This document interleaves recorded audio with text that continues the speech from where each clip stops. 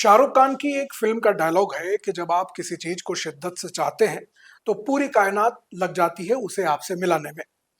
और बांसवाड़ा के एक युवा ने ऐसा ही कर दिखाया है, जिन्होंने एक अलग ही लाइन चुनी स्क्रिप्ट राइटिंग की।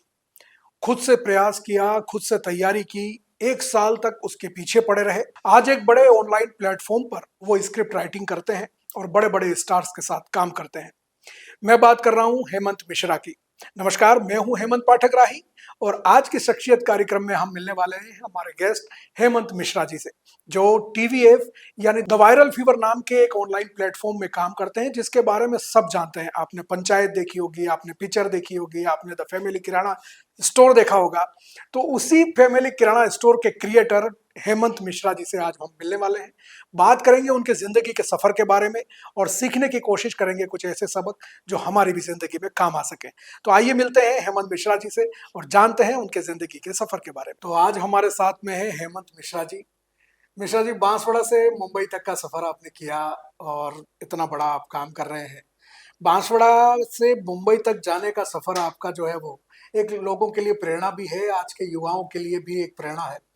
तो कैसा लगता है वहां पर काम करके और जो है वो वहां पहुंच करके? सर ये सपने जैसा ही है, क्योंकि अगर आप यहाँ बांसवाड़ा में किसी से पूछेंगे कि फिल्म मेकिंग क्या है, हम्म। तो काफी कम लोग उसका जवाब दे पाएंगे। हम्म। यहाँ लोगों को समझ आता है कि वीडियो बना रहा है या फिर कुछ, वो भी अभी होने लगा है। हम्म। जब मैं वीडियोस बनाता था तब बहुत मुश्किल था, मतलब ये सब चीजें करना। बट अभी जब मैं पीछे मुड़ के देखता हूँ कि कहाँ से शुरू किया था, और अभी द वायरल फीवर जो कि one of the best content creation company है इंडिया की, उसमें आप जब एक प्रोमिनेंट जगह बनाते हो तो हम्म। बहुत ही प्राउड मोमेंट भी होता है, परिवार के लिए, शहर के लिए। और मैं यही चाहता हूँ कि यहाँ के लोग भी इस चीज पे बिलीव कर पाए कि ये पॉसिबल है, कि हम्म। बांसवाड़ा का लड़का ये चीज कर सकता है। और फिल्म मेकिंग की बात इस शहर में होना जरूरी है, क्योंकि कई लोगों को पता ही नहीं है कि ये है क्या, हम्म। और कई लोगों में टैलेंट है बट वो पहचान नहीं पा रहे अपने अंदर के टैलेंट को। तो शायद मेरी कहानी जानने के बाद लोगों को अपने आप पे विश्वास होगा कि ये किया जा सकता है। तो हम्म। यही है सर अभी तो। आपने कहानी की बात की तो आपकी कहानी की शुरुआत करते हैं। तो जन्म कहाँ हुआ, कहाँ अपब्रिंगिंग हुई, पढ़ाई कहाँ हुई? सर मेरा जन्म राजस्थान में ही हुआ है, यही एमजे हॉस्पिटल में। और पिताजी जो है वो 83 में आ गए थे पलायन करके, बांसवाड़ा आ गए थे। और मेरी सर एजुकेशन, कोर एजुकेशन जो हुई है वो मेरी जवाहर नवोदय विद्यालय बुढ़वा बांसवाड़ा में हुई है, जो यहाँ से 20-21 किलोमीटर दूर है। तो सर मेरा नवोदय को मैं मानता हूँ सर कि बहुत ज्यादा मेरे नवोदय ने काफी ज्यादा हेल्प किया, क्योंकि वो एक सर अलग ही दुनिया है। हम्म। नवोदय एक बिल्कुल अलग दुनिया है। वो बच्चों को बिल्कुल अलग एनवायरनमेंट देती है, पूरा अलग परिसर है, अच्छे टीचर्स हैं, बड़े बड़े लोग हैं। वो आपको यहाँ के जो नॉर्मल स्कूल्स हैं वहाँ की मेंटेलिटी से आपको अलग करती है नवोदय। हम्म। तो सर नवोदय में मेरी पढ़ाई बहुत ज्यादा अच्छी हुई, एंड मैं टॉपर भी था नवोदय में। क्या तो बात मैं है। पढ़ाई भी करता था सिर्फ फिल्म मेकिंग नहीं। तो मैं नवोदय में टॉपर भी था, तो वहाँ पे अच्छे टीचर थे, लाइब्रेरी मिल गई मुझे, तो मैं किताबें बहुत पढ़ता था हम्म। लाइब्रेरी में। तो वहां से मेरा सर पर्सनैलिटी डेवलपमेंट हुआ। उसके बाद सर मेरी जो कॉलेज है वो गुरु गोविंद से हुई है, हम्म। जो कि बांसवाड़ा की कॉलेज है, one of the best college. वहां से मेरी सर ग्रेजुएशन हुई। उसके बाद सर मैं तमाम युवाओं की तरह मैं भी सरकारी नौकरी के पीछे भाग गया। अच्छा। एक नॉर्मल रेट रेस में मैं भी भागा, बट एक टाइम पे रियलाइज हुआ कि ये मेरे बस का नहीं है। हम्म। और फिर मेरे अंदर का कलाकार जागा, जो नवोदय में ही पनप चुका था। मैं नवोदय में ड्रामा करता था, नाटक करता था, पार्टिसिपेट लेता था और हमेशा अवार्ड जीतता था, फर्स्ट अवार्ड। हम्म। तो नुक्कड़ नाटक भी किए कई स्कूल में, 8th क्लास से लेके 11th क्लास तक मैंने बहुत नुक्कड़ नाटक किए। तो वो सर वापस से मेरा रिवाइव हुआ कैरेक्टर कि मैं इसके लिए बनाऊं। हम्म। तो सर उस टाइम पे मेरे पास एक ही जरिया था, जो था फोन। अच्छा। तो सर एक 5,000 का सेकेंड हैंड फोन लिया था। हम्म। उसके फ्रंट कैमरे से ऐसे वीडियोस बनाता था 10-10 मिनट की। उस टाइम पे रील्स नहीं आया था, हम्म। ना रील्स आया था ना टिकटॉक आया था। तो उस टाइम पे आपको वीडियोस ही बनानी पड़ती। और सर उस टाइम मुझे रियलाइज हुआ कि मैं काफी ज्यादा अच्छी वीडियो लिख पा रहा हूँ बाकी लोगों के मुकाबले। यहाँ पे तो खैर बना ही नहीं रहते लोग। तो ये कंटेंट राइटिंग का जो है वो हाँ सफर कहाँ शुरू हुआ, मतलब कहाँ आपके जीवन में आया? हाँ। तो सर हुआ ये कि कोविड आ गया हम्म। जिसमें कोविड में कई लोगों को नुकसान भी हुआ, बट मैं कहना चाहूंगा कि मेरा फायदा हुआ, क्योंकि सर मैं कोविड में अकेला था बिल्कुल हम्म। ज्यादा, और थोड़ा डिप्रेसिव था, क्योंकि जब आप इन मिडिल क्लास फैमिली में सर सिंपल रूल है, हम्म। अगर आपने कॉलेज कर लिया और कॉलेज करने के बाद 1 साल हो चुका है हम्म। तो माता पिता पूछेंगे कि पैसा कब लाएगा घर में तो उस टाइम पे कोविड आ गया अचानक, तो मेरे लिए वो कोविड सेवियर बन गया है कि अभी मैं मम्मी पापा को बोल सकता हूँ कि कहाँ कहाँ जाऊं, कहाँ? क्योंकि सब तो घर पे बैठे हैं। तो उस टाइम पे सर मेरे अंदर का कलाकार जगा, और कोविड में सब लोग वेब सीरीज वगैरह देख रहे थे, और मैं टीवीएफ का फैन 2016 से था, पिक्चर्स अच्छा। से, परमानेंट रूममेट हम्म। से, मैंने सारे देखे थे, तब से मैं फैन था टीवीएफ का। मैंने बैचलर्स करके एक उनका सीजन है, मुझे वो सबसे ज्यादा पसंद था, तो वो बहुत कम लोगों ने देखा है, उसकी बहुत कोर फैन फॉलोइंग है। मैंने उसको देखा था और मेरे को लगता था कि ये तो मैं भी कर सकता हूँ। हम्म। तो मैंने सोचा कि मैं क्या करूँ, तो हम्म। मैं थोड़ी कविताएं लिखना शुरू किया, जैसा कि आपको भी पसंद है कविताएं लिखना। कविताएं लिखना शुरू किया, तो लिखते लिखते फिर मैंने सोचा कि क्यों ना मैं और उस टाइम पे टीवीएफ के शोज आने लगे, हम्म। पंचायत भी उसी वक्त आया था, हाँ। तो मैंने पंचायत देखा, तो मैंने सोचा कि मैं क्यों नहीं देख सकता हूँ, मैं क्यों नहीं लिख सकता हूँ। तो मैंने सर लिखना शुरू किया, तो मेरी वीडियोस जो थी वो 10-10 मिनट लंबी जा रही थी। हम्म। मैंने सोचा ठीक है बनाते हैं। तो सर मैं ऐसे ही सेल्फी कैमरा उठाता और 3-4 कैरेक्टर खुद ही प्ले करके हम्म। वीडियोस बनाता था, जैसे कि भुवन बाम करते थे, जो कि हाँ। एक बहुत बड़े वीडियो क्रिएटर है और आज एक्टर है, डायरेक्टर है। तो मुझे लगा कि ये मैं भी कर सकता हूँ, तो मैं उनसे हेवीली इंस्पायर होके मैं भी 3-4 कैरेक्टर करता था। उस वक्त मेरी लाइफ में मैं और मेरा फोन था बस, हम्म। किसी बंदे की एंट्री नहीं हुई थी या कोई सपोर्ट नहीं था। तो मैं लिखता था रात में और सुबह शूट करता था और उसको अपलोड करता था। अब अपलोड कर रहा हूँ तो स्टार्ट में 100-200 व्यूज आए, बट क्योंकि कोविड था हम्म। तो हर कोई कंटेंट कंज्यूम कर रहा था, कंज्यूम मेरा कर। फायदा हो गया उससे। अब मेरी पहली वीडियो जब 1000 व्यूज गई, हम्म। 2022 21 हम्म। सॉरी 21 में 1000 व्यूज बहुत बड़ी बात होती है अगर 10 मिनट का वीडियो है तो आईजीटीवी पे 1000 व्यूज आने लगे, तो मुझे लगा कि भाई मेरे को लोग पहचान रहे हैं मेरे को, और उस टाइम पे लोग खाली थे तो बड़े बड़े कमेंट करते थे कि ये वीडियो इतना इम्पैक्टफुल है, ये और थोड़ा मैं मैसेज देने की कोशिश कर रहा था अपने वीडियोस के जरिए, तो लोगों को पसंद आने लगा। तो फिर मुझे सर कॉन्फिडेंस मिला, हम्म। और एक टाइम के बाद मुझे लगा कि ये कब तक चलेगा, मैं कब तक वीडियोस बनाता रहूंगा, हाउ टू मोनेटाइज दिस, हम्म। ये जो वीडियोस मैं बना रहा हूँ इसको मोनेटाइज कैसे करूँ, क्या करूँ ऐसा कि मुझे इससे पैसा भी मिले और मैं अपने माँ बाप को बोल पाऊँ कि this is what I want in my life. तो सर उस टाइम पे यूट्यूब पे जो क्रिएटर्स होते थे वो लोग ब्रांड प्रमोशन वगैरह करते थे, हम्म। तो मैंने क्या किया सर, इंस्टाग्राम पे जाके जो भी ब्रांड दिखता था उनको मैसेज करता था, अच्छा। और प्रॉपर गूगल पे जाके मैं इंग्लिश ट्रांसलेटर ऑन करके इंग्लिश में ट्रांसलेट करता था ताकि मैं थोड़ा प्रोफेशनल दिखूं। प्रोफेशनल। तो उन ब्रांड्स को मैं मैसेजेस करता था कि भाई आप आपके ब्रांड को मैं प्रमोट कर दूंगा, मुझे इतने रुपए दीजिए, मैं मेरी वीडियोस में। उस टाइम पे जब मैंने ब्रांड को प्रमोट करने वाली बात शुरू की तब मेरे 5-10 हजार व्यूज आने लगे थे, विच अच्छा। Is very good number. Hmm. तो मैंने बोला कि सर मैं आपको प्रमोट कर दूंगा, आप बस इतने पैसे दीजिए। तो उस टाइम पे एक बांसवाड़ा का लड़का, हम्म। दिल्ली में एक ओशियन इंग्लिश एकेडमी है दिल्ली में, अच्छा। ओशियन इंग्लिश एकेडमी, उनकी जो फाउंडर है हम्म। विदुषी मैम, उन्होंने सबसे पहले मुझे स्पॉन्सर किया था। अच्छा। एक बांसवाड़ा का लड़का दिल्ली के नोएडा में एक इंग्लिश कोचिंग सेंटर है उसको प्रमोट कर रहा है अपनी वीडियो में, ये बहुत और जो अनरियल इंग्लिश था। भी ट्रांसलेटर से लिख रहा ट्रांसलेटर से लिख रहा है। तो मैंने एक वीडियो बनाई थी, फनी वीडियो, है। उसमें मैंने उनसे बात की और उन्होंने मुझे एक ही बात बोला कि मेरे को बहुत लोगों के मैसेजेस आते हैं, ये करना है, but you are the only one जो मुझे डायरेक्ट डीएम किया है। मैं उनके फाउंडर में गया, डायरेक्ट डीएम किया है, मैं तुम्हें इसलिए स्पॉन्सर करना चाहती हूँ, तुम्हारा मोराल ना टूटे।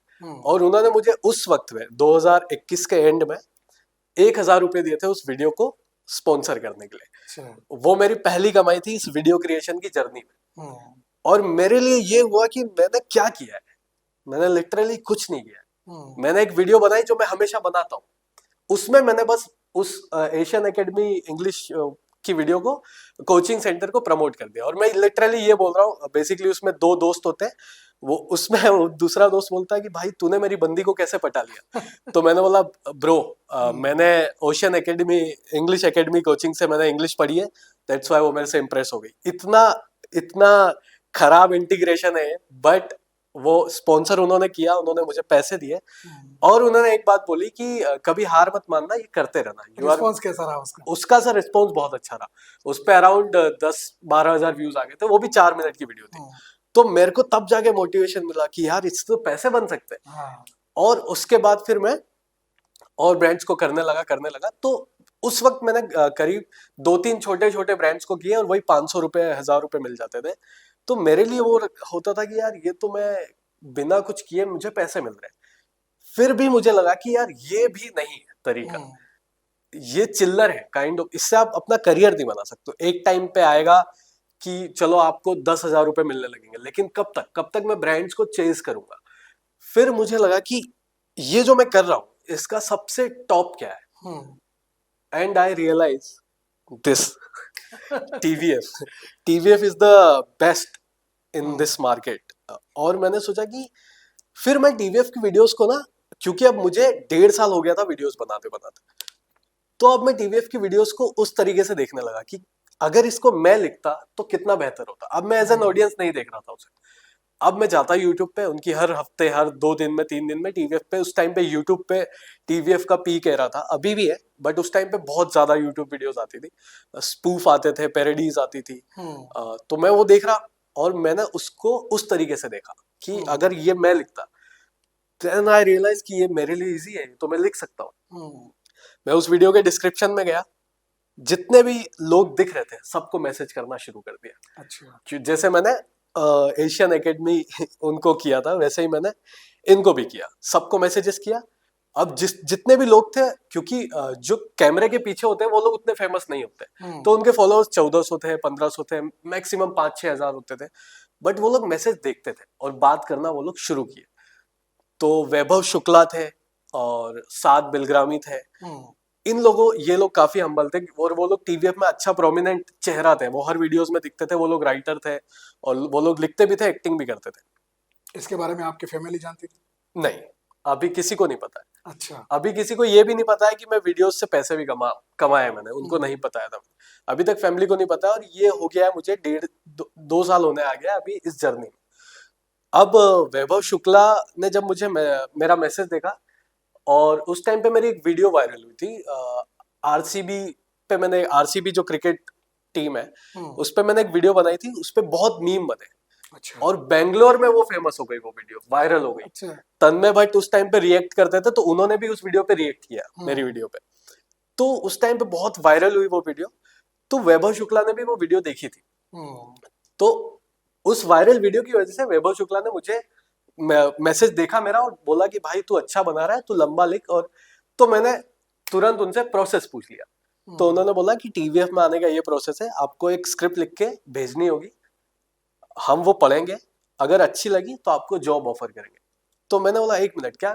उन्होंने बोला जॉब ऑफर करेंगे। मैंने बोला मतलब ये जॉब है? बोला हाँ ब्रो, मतलब सैलरी मिलती है इसकी, तुझे क्या लग रहा है हम सब फ्री में कर रहे हैं? तो मुझे लग रहा था अभी तक कि ये लोग, इनको पर वीडियो के पैसे मिलते होंगे, बट मेरे को एक क्लिक हुआ कि ये तो सैलरीड जॉब है। मतलब कि ये भी एक जॉब हो सकता है। मतलब आपको लिखना है, आपको काम करना है, एक्टिंग करनी है, उसके आपको पैसे मिलेंगे। मैंने बोला चलो। तो फिर मेरे को अभी क्लियर हो गया कि मुझे क्या करना है। My only goal is TVF. अब मैं टीवीएफ को चेज करता रहा। वैभव शुक्ला ने मुझे कुछ लोगों के नंबर दिए, उनका भी नंबर था मेरे पास, मैं उनको स्क्रिप्ट भेजता था लिख लिख के। अब उनके पास वक्त नहीं होता था, मैं भी अब समझ पा रहा हूँ कि वो क्यों नहीं पढ़ पाते थे मेरी स्क्रिप्ट। तो उनके पास वक्त नहीं होता था, तो वो स्क्रिप्ट नहीं पढ़ पाते थे। बट मैं ढीठ अब इधर से निकल के आप कहीं जाओगे, इससे नीचे कहाँ जाओगे? तो आप बस भेजते जा रहे हो, मैं भेजते जा रहा हूँ। कितना समय हो गया चेंज करते? और वो हो गया 1 साल, प्रॉपर 1 साल तक मैंने स्क्रिप्ट भेजी, बट वो लोग पढ़ नहीं पाते थे किसी भी कारणवश, उनको टाइम नहीं मिलता था। मैं भेजते जा रहा हूँ, और एक टाइम के बाद टीवीएफ में इंटरनली जोक बन गया था कि आज हेमंत का मैसेज आया क्या क्योंकि सबको कर रहा था मैसेज कि अब एक टाइम पे उनको लगा कि ये भाई ये बहुत रिजिड, ये इसको इसके मैसेजेस पढ़ते हैं। फिर मेरी एक स्क्रिप्ट को पढ़ा गया और उनको लगा कि यार ये तो अच्छा लिखता है, इसका स्ट्रक्चर, राइटिंग का स्ट्रक्चर मेरा उनको पसंद आया, स्टार्ट मिडिल एंड दिख रहा है। किसी भी राइटिंग में स्ट्रक्चर होता है, स्टार्ट मिडिल एंड, वो उनको दिख रहा था। और उन्होंने सोचा कि इसने ऐसा कुछ प्रोफेशनल राइटिंग की नहीं है बट स्टिल ये लोग ये कर दिया, तो इसको इंटर्नशिप ऑफर कर सकते हैं, तो एक और टास्क दो।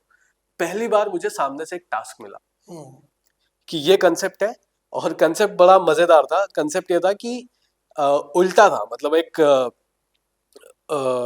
एक बूढ़ा कपल है, वो अपनी रिटायरमेंट लाइफ एंजॉय कर रहा है, बहुत अच्छे से एंजॉय कर रहा है। घर में अपने बढ़िया से चिल करते हैं, वो लोग पार्टी करते हैं, बियर पीते हैं, अपने बूढ़े दोस्तों के साथ चिल करते हैं। अचानक उनके घर पे उनकी बेटी और दामाद आ जाते हैं। अब ये लोग उनको निकालना चाहते हैं, तो बेसिकली अतिथि तुम कब जाओगे का उल्टा वर्जन था पूरा। तो मुझे स्क्रिप्ट का कंसेप्ट दिया कि ये तेरे को लिखना है, तो मुझे 1 हफ्ता दिया, मैंने 2 दिन में पूरा स्क्रीन प्ले लिख दिया, क्योंकि भूख थी कि जल्दी करना है। तो उन्होंने पढ़ा, तो उनको अच्छा लगा, उन्होंने कुछ फीडबैक दिए, मैंने फीडबैक भी तुरंत 2 दिन में कर दिए, तो 4 दिन में मैंने पूरी स्क्रिप्ट लिख दी। देन वैभव शुक्ला सेड कि भाई उनको स्क्रिप्ट पसंद आई है, बट एक शर्त है, तुझे मुंबई आना पड़ेगा, क्योंकि राइटर को सेट पे होना पड़ता है और तेरा इंटरव्यू भी हो जाएगा यहाँ पे। मैंने बोला दिस इज इट, मैं तो यही चाहता हूँ। हाँ, तो फिर मैं मुंबई पहुंचा। उस वक्त मैंने पहली बार अपने मम्मी पापा को टीवीएफ के बारे में बताया। अच्छा। अब उनको क्या लग रहा था कि टीवीएफ क्या होता है, राइटिंग क्या होता है, भाई को पता था, भाई सपोर्ट कर रहे थे बहुत ज्यादा। भाई ने बोला कि तू कर, क्योंकि भाई को मैंने बता दिया था एक टाइम के बाद, क्योंकि बहुत प्रेशर आ रहा था परिवार से, तो भाई को मैंने बता दिया था। भाई ने बोला तू कर, मैं बैठा हूँ, तू टेंशन मत ले, तू कर। तो भाई भी टीवीएफ देखता था, सभी लोग देखते हैं, जो यंग जनरेशन है वो टीवीएफ देखते हैं, तो उसको पता था। तो भाई ने बोला तू कर, मैं कर लूंगा, इधर मैनेज कर लूंगा। तो भाई ने उस टाइम पे सपोर्ट किया, तो मैं वहां 1 साल मेरे को टाइम मिला, और मैं जब गया पहली बार, तो घर वालों को अभी भी लग रहा था कि फ्रॉड हो रहा है इसके साथ कुछ, ये बच्चा है समझ नहीं पा रहा है, वो लोग पता नहीं कौन होंगे। एक तो यहाँ के लोग को मुंबई सुनते ही वो हो जाता है, अरे नहीं फ्रॉड, स्कैम, नशे तो वो लोग घबरा गए थे। बट जब मैं मुंबई पहुंचा, तो बताया था मैंने, 7 बिलग्रामी जो थे, उनको मैंने मैसेज किया, क्योंकि मैं नया था मुंबई में और मैं सिर्फ शूट के लिए आ रहा था। तो मैंने उनको मैसेज किया, वो मुझे लेने आए स्टेशन पे। मतलब एक ऐसा लड़का जिनसे वो पहली बार मिले भी नहीं है, मतलब आज तक मिले नहीं है, बस इंस्टाग्राम पे बातें होती थी, वो मुझे लेने आए स्टेशन पे। और फिर हम उनके घर गए, मैंने खाना वाना खाया, और मैं रात की 12 बजे पहुंचा हूँ मुंबई में। और मेरा जो सनराइज हुआ है वो एक फिल्म सेट पे हुआ है। अच्छा। और मेरे हाथ में स्क्रिप्ट थी, क्योंकि I was the writer. AD ने बोला अरे हेमंत आप है, मतलब हाँ, मेरे को स्क्रिप्ट दी गई, तो मेरे हाथ में स्क्रिप्ट थी। तो सारे स्पॉट बॉय वगैरह आ गए, सर आप कुछ लेंगे लेंगे, मैंने बोला ये क्या हो रहा है मतलब लिटरली 24 आवर्स पहले मैं, ट्रीटमेंट होने लगा। हाँ, 24 आवर्स पहले मैं बांसवाड़ा में था, अभी मुंबई में आया हूँ मैं पहले दिन सेट पे हूँ, मुझे इस तरह से ट्रीट किया जा रहा है, सर आप कुछ लेंगे। फिर मुझे बोला कि एक्टर्स को रीड करा दो, और मुझे पता चला कि जो एक्टर्स थे वो गजराज राव और नीना गुप्ता थे, नेशनल अवार्ड विनर है और इतने बेहतरीन एक्टर है। और मुझे रियलाइज हुआ कि मैं इनके साथ काम कर रहा हूँ और मैं इनको रीड कर रहा हूँ, ये मेरे डायलॉग्स बोलने वाले हैं अभी, जो मैंने लिटरली बांसवाड़ा के घर के छत पे लिखे थे ऐसे ही सेलटेक्स में, फोन के सेलटेक्स में। सेलटेक्स एक सॉफ्टवेयर है जिसमें आप स्क्रीन पे लिखते हो, तो वो मेरे पास लैपटॉप नहीं था, मैं फोन में डाउनलोड करके लिखता था। तो मुझे रियलाइज हुआ कि ये क्या हो रहा है, अनरियल। तो 1 घंटा मुझे उस टाइम पे प्रोसेस करने में लगा, और फिर मेरे को हुआ कि नहीं ब्रो, अभी एज अ राइटर खड़ा हो जा। फिर मैं एज अ राइटर काम किया पूरा दिन सेट पे, पूरा ड्रीमी था वो मेरे लिए दिन। और उसके बाद मेरे को बोला अगले दिन इंटरव्यू करते हैं आपका। तो मैं टीवीएफ में गया, पहली बार मैं उन लोगों को देख रहा हूँ जिन लोगों को मैं एडमायर करता था, जिन लोग मतलब शिवांकित ये सब खड़े हैं, अभिनव ये सब खड़े हैं, इन सबको मैं देख रहा हूँ। इन लोगों को मैं हमेशा से इन लोगों की वीडियोस देखते आ रहा हूँ, रबीश की रिपोर्ट, ये सब देख देख के अपन मजे लेते थे, मीम्स बनाते थे, मीम्स शेयर करते थे, वो सब आज मेरे सामने खड़े। तो एकदम ही टीवीएफ के ऑफिस में मैं ओवरवेल्म्ड हो गया, थोड़ा इमोशनल भी हो गया। फिर फाइनली मेरा इंटरव्यू हुआ, तो इंटरव्यू में बोला कि हाँ अच्छा लिखा तूने, बट एक काम कर, एक और चीज लिख। तो द स्क्रीन पत्ती करके एक चैनल है द स्क्रीन पत्ती करके एक चैनल है जिसमें रबीश की रिपोर्ट बहुत फेमस है। क्या जी तो वो करते हैं शिवांकित भाई। तो मेरे को बोला गया कि एक स्केच वीडियो लिख टीएसपी के लिए, फिर उसके बाद देखते हैं। मैंने बोला देखते हैं, मेरी जस्ट वीडियो शूट हुई है कल गजराज राव नीना गुप्ता के साथ, फिर क्या अभी क्या प्रूव करूं मैं। तो फिर मेरे को बोला कि ऐसा ऐसा, और मैं बहुत थोड़ा मतलब हार सा गया मन में कि यार मैं अभी और क्या करूं, 1 साल से चेस कर रहा था, वीडियो भी लिख दी, अभी फिर बोल रहे कि एक और लिख। तो मैंने बोला चलो ठीक है कोई बात नहीं। तो मैं अगले ही दिन वापस बांसवाड़ा आया। तो फिर वो जो देखते हैं एक वीडियो लिख देखते हैं जो था वो 3 महीने चला। अच्छा। क्योंकि उस टाइम पे हायरिंग नहीं हो रही थी बेसिकली। तो मैं लेकिन पीछे पड़ गया, 3 महीने तक मैं पीछे पड़ा रहा, मैं लिख के भेज रहा हूँ। बाप बाप होता है करके एक स्केच सीरीज है वो लिखा, रबीश लिखा, लिख के भेजता गया। फिर उनको लगा कि नहीं यार इसको तो देना चाहिए इंटर्नशिप। तो मैं पहला इंसान होऊंगा शायद टीवीएफ में जिसने जब टीवीएफ ज्वाइन किया उससे पहले उसकी वीडियो आ चुकी थी, गजराज राव नीना गुप्ता, और उस टाइम पे उस वीडियो पे 2 मिलियन व्यूज थे। तो मैं जब ज्वाइन किया एज एन इंटर्न मेरी वीडियो आ चुकी थी, उस पे 2 मिलियन व्यूज थे। क्या कहानी थी वो सर वही जो अभी आपको बताया, अच्छा, गजराज राव नीना गुप्ता वाली। हाँ, तो वो वीडियो ऑलरेडी आ चुकी थी टीवीएफ पे, और अब मैं एज एन इंटर्न ज्वाइन किया हूँ। बहू और बेटे को निकालना। हाँ, तो फिर वही हुआ, और उसके बाद सर फिर तो पीछे मुड़े ही नहीं, फिर वीडियोस बनाई। और वहां पे सर टीवीएफ की बेस्ट चीज ये है कि वो लोग ना आपको ब्रूटली फीडबैक देते हैं कि भाई देख नहीं करेगा वापस की टिकट पहले से करवा के रख। तो वो आपको अब यहाँ पे 2 चीजें हैं, अगर आप वॉरियर मेंटेलिटी को, मतलब अगर आपको फीडबैक लेना आता है तो आप सुधरोगे, अगर आप छुई मुई टाइप के हो तो आप डर के भाग जाओ। तो इस दौरान आप जब मुंबई में रहे तो रहना वगैरह और ये सारी चीजें कहाँ रही आपकी? तो वो तो एक अलग ही जर्नी है सर, क्योंकि जब मैं इंटर्न था तो मेरी सैलरी स्टाइपेंड आती थी, इंटर्नशिप में आपको स्टाइपेंड मिलती है, तो सैलरी बहुत कम थी, स्टाइपेंड बहुत कम था। वो इतना था कि मतलब आप कट टू कट गुजारा ही कर सकते हो। तो सर मैं 6 महीने की जो मेरी इंटर्नशिप थी वो बहुत ही टफ था इंटर्नशिप में गुजारा करना, क्योंकि घर वालों से मैं पैसे नहीं ले सकता, क्योंकि माता पिता उतने सक्षम नहीं है कि मुझे हर महीने 5-6 हजार रुपए भेजे, है ना।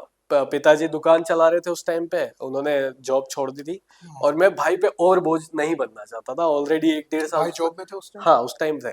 और बहनें भी? बहन जो थी वो अहमदाबाद में, उनकी शादी हो गई थी। तो भाई पे मैं बोझ नहीं बनना चाहता था, और क्योंकि ऑलरेडी मैं 1.5 साल उसने मुझे पाला, लिटरली पाला बोलूंगा, क्योंकि उस टाइम पे बहुत टफ था वो। तो थोड़ा अंदर से वो आता है ना कि नहीं लेना है घर वालों से। तो मैं जो स्टाइपेंड मिलता था उसी में मैंने गुजारा किया लिटरली, और कुछ दोस्त थे उनसे 1-2 हजार ले लेता था, वो भी बहुत टफ हो जाता था तब, उसके बाद नहीं। तो जो टीवीएफ का ऑफिस है अंधेरी में, उससे थोड़ा ही मतलब 3 किलोमीटर दूर में महाड़ा करके एक वो है चौल है, तो वहां पे मैंने ले लिया, क्योंकि वहां 5,500 में मुझे रेंट पे मिल गया पीजी टाइप। तो 6 महीने में वहां रहा, तो वही मतलब पीनट बटर और ब्रेड से हमारा लंच हो रहा है, 20 का वड़ा पाव खा के हमारा डिनर हो रहा है। बट 6 महीने वो स्ट्रगल था, मजा भी आया, वही हसल था रियल जो यहाँ तक लाया। मैं मोस्टली ऑफिस में ही पड़ा रहता था, क्योंकि ऑफिस में मैगी होती थी, चाय होता था, सब होता था, तो मुझे खाने की टेंशन नहीं थी। तो मैं ऑफिस में पड़ा होता था, ऑफिस में ही खाना खा लिया, मैगी खा ली, और लिख रहे हैं रात रात भर मैं लिखता था। कई बार मैं रात रात भर ऑफिस में रुकता था, क्योंकि मुझे अगले दिन स्क्रिप्ट सुनानी होती थी। फिर मैंने एक वीडियो लिखी, ये वीडियो बहुत खास है, क्योंकि इससे पहले मैंने वीडियोस लिखी थी जो टीवीएफ पे आ चुकी थी। मुझे 2 महीना हो गया था टीवीएफ में, एक वीडियो आ चुकी थी मेरी जो कि 1 मिलियन व्यूज थे। उस टाइम पे 1 मिलियन व्यूज उतनी बड़ी बात नहीं होती थी, क्योंकि यूट्यूब पीक एरा पे था। तो अभी 1 मिलियन बड़ी चीज है, क्योंकि आप सब रील्स स्क्रॉल कर रहे हैं, तो यूट्यूब पे 1 million is a big thing. तो उस टाइम पे 1 मिलियन व्यूज आया तो मैं डिसअपॉइंट हुआ कि यार और आ सकते थे। फिर मैंने एक उस टाइम पे व्लॉग स्टार्ट हुआ था बहुत, तो मैंने एक आईपी बनाई पांड्या व्लॉग करके। तो उसमें जो क्रिकेटर्स होते थे, जैसे कोई इंडिया का मैच हुआ, कुछ हुआ, तो उसके बाद वो क्या रिएक्ट करते हैं, उस पे मैंने एक आईपी बनाई। आईपी मतलब इंडिविजुअल प्रॉपर्टी, मतलब एक सीरीज मान लो, स्केच सीरीज। तो मैंने पांड्या व्लॉग करके एक सीरीज बनाई, और उसमें मैंने अपने आप को चहल बना लिया। तो अगर आप 10 स्क्रीन पत्ती की पुरानी वीडियोस अगर आपने देखी होगी, तो मैं चहल बनता था, प्रतीश मेहता जो है, जो कि कोटा फैक्ट्री, हेलो बच्चों, इन सब के डायरेक्टर है, वो पांड्या बनते थे। तो पांड्या व्लॉग में चहल और पांड्या दोनों व्लॉगिंग करते हुए ड्रेसिंग रूम में जाते थे कि वहां पे क्या हो रहा है और सबके मजे लेते थे। तो ये बहुत यूनिक और फनी आइडिया था बहुत।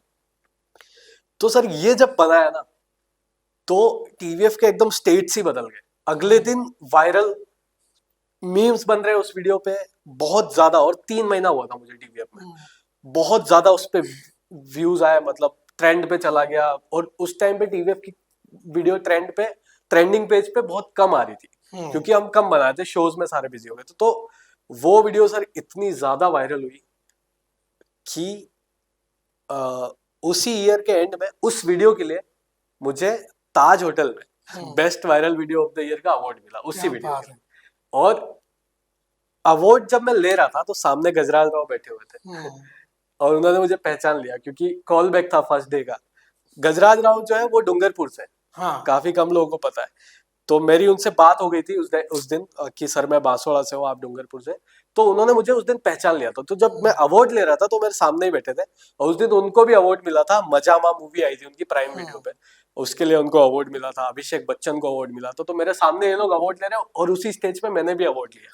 तो मेरे लिए वो विन था। और ये सब हुआ इंटर्नशिप पीरियड में। और उसके बाद तो फिर चीजें बढ़ती गई, प्रमोशन हुआ। 6 महीने बाद वहां से वापस आप बांसवाड़ा आए, देखते हैं लेकर के। हाँ। और फिर जो है वो कितना टाइम लगा आपको वापस टीवीएफ ज्वाइन करने में? नहीं सर, 6 महीने के बाद तुरंत जॉब मिली मुझे। अच्छा। 6 महीने बेसिकली टीवीएफ का प्रोसेस होता है कि 6 महीने आपको इंटर्नशिप पीरियड सर्व करना पड़ता है, उसके बाद आपको जॉब मिल जाती है तुरंत। अच्छा। तो वो बेसिकली वो 6 महीने प्रोबेशन पीरियड है। अगर इसमें आपने कुछ गलत किया, कुछ नहीं किया, तो आपको निकाल दिया जाएगा।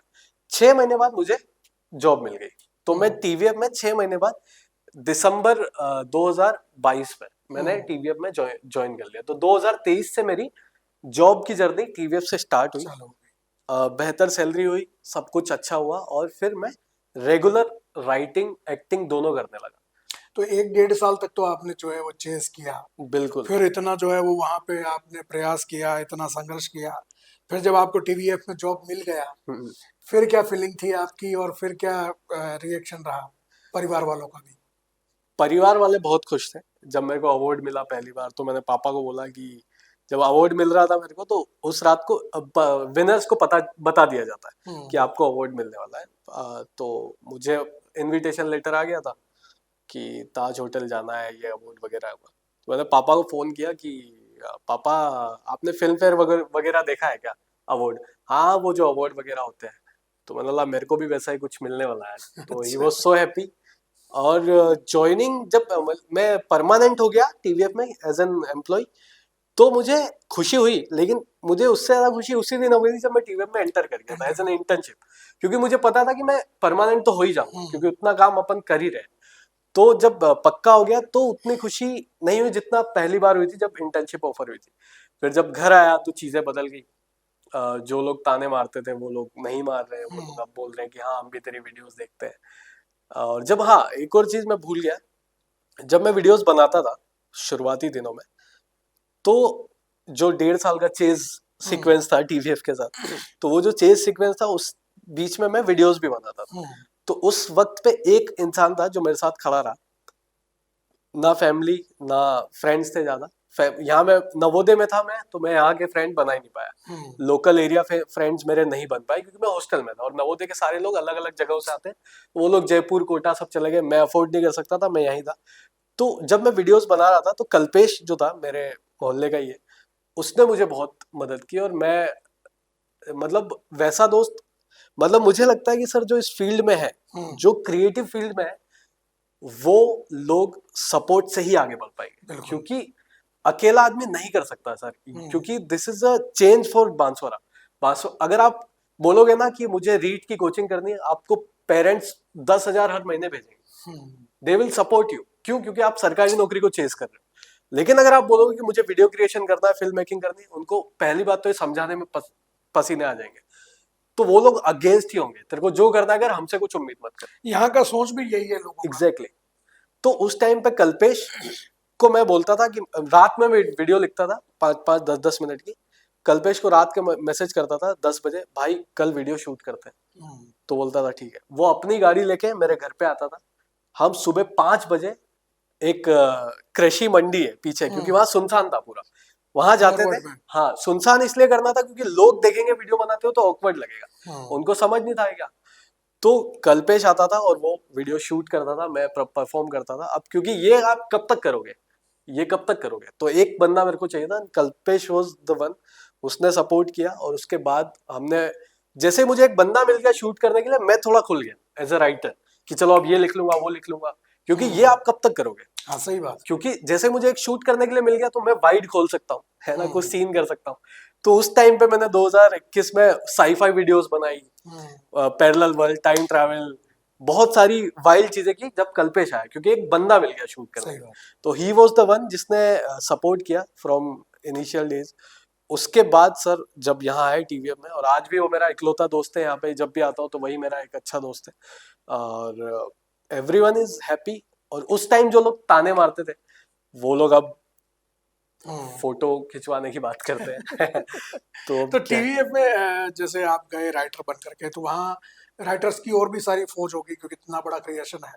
तो कितने राइटर होते हैं वहाँ पे और किस किस तरह से काम होता है? सर जो कोर राइटिंग टीम है टीवीएफ की, जिनकी वजह से जो टीवीएफ, जैसे अर्नाब सर जो है हमारे फाउंडर टीवीएफ के, वो एक ही चीज बोलते हैं, ही रेस्पेक्ट अलोट राइटर्स को, बहुत ज्यादा इज्जत देते हैं। वो सीधा लिटरली जब मंडे मीटिंग होती है हमारे यहाँ पे, तो जितने भी टीवीएफ के एम्प्लॉइज हैं वो सब आते हैं मंडे मीटिंग में, और वो ब्लंटली बोलते हैं, ये जो खड़े हैं ना राइटर्स, तुम इनकी मेहनत का खा रहे हो, ये करते हैं तुम खाते हो। वो ऐसे ब्लंटली बोलते हैं, क्योंकि तुम बाहर जाके बोल सकते हो पंचायत हमने बनाया, क्यों, क्योंकि तुम टीवीएफ में हो, भाई तुमने नहीं बनाया, दे रोट इट, उन्होंने पंचायत लिखा है इसलिए पंचायत बनाया, इन्होंने गुल्लक लिखा है इसलिए इन्होंने फैमिली किराना स्टोर लिखा है इसलिए तुम लोग खा रहे हो। तो वो रेस्पेक्ट करते हैं। और कोर जो टीम है सर राइटर्स की, वो 20-22 लोगों की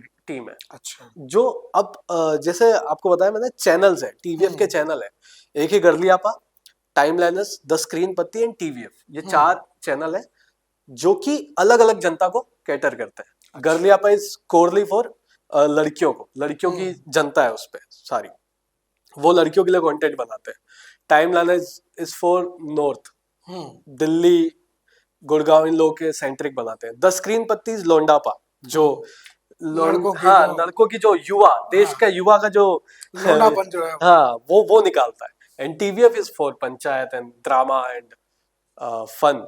तो इन चारों में कुछ कुछ राइटर्स डिवाइडेड है। अच्छा। तो मैं स्टार्ट से ही टीएसपी पे था, द स्क्रीन पत्ती में। स्क्रीन पत्ती में मैं एज अ राइटर आया, और बट मैं लिखता टीवीएफ के लिए भी था। और हाँ, एक और चीज है, ऐसा नहीं कि अगर आप 10 स्क्रीन पत्ती में काम करते हो, गर्लियापा में काम करते हो, तो आप टीवीएफ के लिए नहीं, ऐसा नहीं।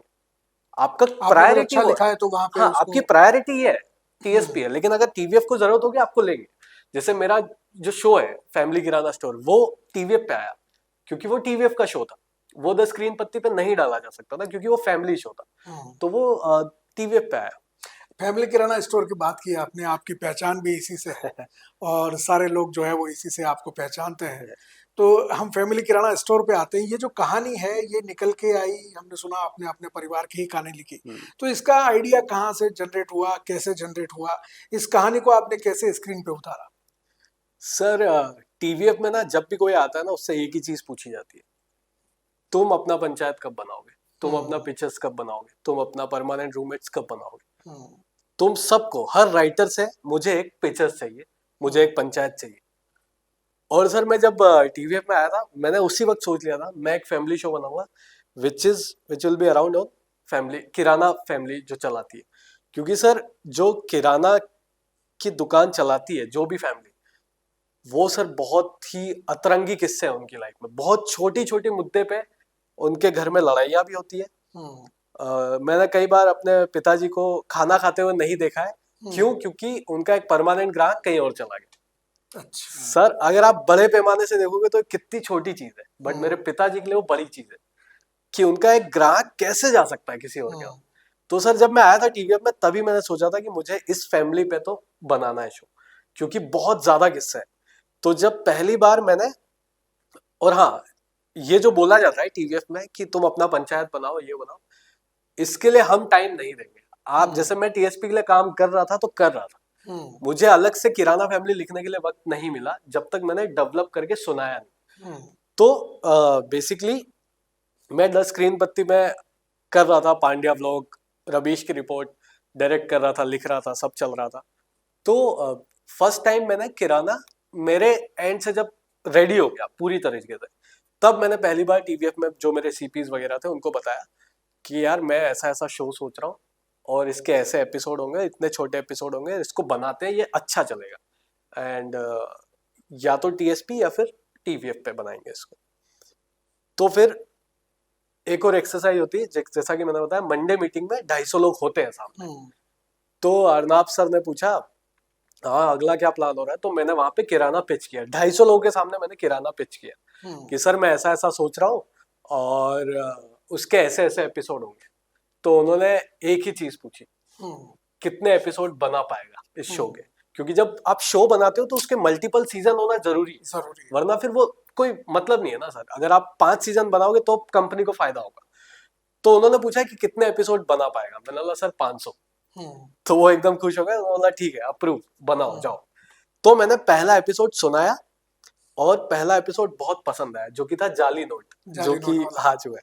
तो जाली नोट वाला जब मैंने एपिसोड सुनाया तो सबको स्ट्रक्चर समझ आ गया कि अच्छा, कि इस तरह का होगा, इसमें इस तरह की चीजें होंगी, छोटे छोटे मुद्दे होंगे। और बेस्ट चीज मेरे शो का ये है कि वो हर एपिसोड अलग है, कनेक्टेड नहीं है। आप कोई सा भी एपिसोड कभी भी देख सकते हो। फर्स्ट एपिसोड आप देखो कैरेक्टर्स को जानने के लिए, क्योंकि जाली नोट वाला जो एपिसोड है उसमें कैरेक्टर स्टेब्लिश होते हैं, दुनिया स्टेब्लिश होती है। उसके बाद आप कोई सा भी एपिसोड देख लो, हर एपिसोड अलग है एक दूसरे से। तो वो लोगों को पसंद आया और मुझे अप्रूवल मिला और बोला कि हाँ भाई बना। और मेरे लिए पर्सनल विन ये है क्योंकि मेरे परिवार पे बना है, उनसे इंस्पायर होके बना है, तो फिर वो फाइनली बना। और तो जब बात परिवार की आ जाती है ना, वहाँ पे फिर कास्टिंग और बहुत सारी चीजें होती हैं, जैसे कास्टिंग करनी है। अब जो कैरेक्टर आपने लिखा है उसके अनुसार उसकी कास्टिंग हो, फिर वैसा सेट डिजाइन हो, वैसी सारी चीजें, तो कितनी मेहनत लगी उसको करने में, और कास्ट कैसे आपने डिसाइड की? तो कास्टिंग पे पूरी तरह से मुझे ही बैठना था। अगेन टीवीएफ की ये सही, उसमें आपने भी एक्ट किया है। हाँ, तो मैंने अपना ही कैरेक्टर प्ले किया है। तो अगेन टीवीएफ की ये बेस्ट चीज है कि वो लोग राइटर को हर चीज में इन्वॉल्व करते हैं, हर चीज में। कास्टिंग में, लोकेशन देखने के लिए हमने अराउंड 1 महीने तो हमने रेकी की है, लोकेशन हमको मिल ही नहीं रही थी। अब किसी को ओरिजिनल लोकेशन थी या? ओरिजिनल है, सब कुछ ओरिजिनल है। किसी को यकीन नहीं होगा कि जो हमने किराना फैमिली शूट किया है वो मुंबई में शूट हुआ है। तो हमने 1 महीने तक वो लोकेशन ढूंढी, हमको पसंद ही नहीं आ रही थी, मिली फाइनली। उसके बाद कास्टिंग पे आते हैं तो इंदु शर्मा जो है वो कास्टिंग हेड है टीवीएफ की, तो उसने इस शो की कास्टिंग की है और वो परेशान हो गई थी मेरे से क्योंकि मैं उसको बोलता था नहीं, दूसरा दूसरा दिखाओ। मतलब जैसे कपड़े लेते हैं ना, वैसे मैं नहीं नहीं यार ये मजा, ये जम नहीं रहा है। इंदु मुझसे पूछती थी तुझे एग्जैक्टली चाहिए क्या। जैसे माँ की जो कास्टिंग थी वो मतलब तय थी, क्योंकि जो मेरी माँ है वो सेम जो गरिमा जी बनी है शो में, वो ऑलमोस्ट सेम है। तो वो ऑलमोस्ट पहले से तय थी, क्योंकि मुझे वही चाहिए थी कि यार ये तो है, ये तो रहेंगी। उनका ऑडिशन मंगाया, उन्होंने अच्छा किया, हमने बोला चलो ये तो सही है। फिर पिताजी की कास्टिंग के लिए काफी हुआ, ऊपर नीचे हुआ, फिर वो फाइनली लॉक हुए। फिर रोशनी जो मेरी बहन बनी है उसकी कास्टिंग के लिए काफी हमने बहुत सारी लड़कियां देखी, फिर फाइनली हमने वैशाली सिन्हा को लॉक किया। और पिताजी के लिए श्रीकांत वर्मा सर को लॉक किया। He is one of the finest actor of Bollywood, और मुझे अभी भी लगता है कि उनका पोटेंशियल जो है अभी तक बॉलीवुड ने नहीं यूज किया, बहुत ही ज्यादा उनका ह्यूमर बहुत अच्छा है। और बेटे के लिए तो मैं लॉक भी था क्योंकि तो चिंटू के नाम से आज आपकी पहचान घर घर में है। तो हम बात कर रहे हैं द फैमिली किराना स्टोर के चिंटू से। तो ये जो बांसवाड़ा से निकलने का सफर टीवीएफ तक का रहा आपका, और अब जब वहां जाके काम कर रहे हैं, तो वहां से जब आप बांसवाड़ा को देखते हैं, जब आज वहां इतना काम करने के बाद में, इतना सब करने के बाद में, वहां से जब बांसवाड़ा की ओर देखते हैं, तो आपको क्या लगता है यहाँ का युवा कितना पीछे है? सर युवा सर पीछे आगे से ज्यादा दिक्कत ये है कि यहाँ पे ना सर युवा मतलब या सोच का फर्क है? हाँ, ये सर यूनिवर्सल है कि हम रेट रेस जो भेड़ चाल बोलते हैं यहाँ पे, हम्म, भेड़ चाल में हर युवा फंसता ही है। यहाँ पे कोचिंग लाइब्रेरीज, उससे सर ज्यादा सैड ये है कि वो लोग अपना ऑलमोस्ट जो पीक प्राइम टाइम होता है एक युवा का, जो होता है कॉलेज के बाद से लेके 25 साल तक, 20 से 25 साल जो होता है युवा का, वो प्राइम होता है उसका, उसके करियर का। अगर उस 5 साल में अगर उसने अपनी कोई भी स्किल डेवलप कर ली, तो वो उस 5 साल में किए काम से आने वाले 50 साल सॉर्ट कर लेगा।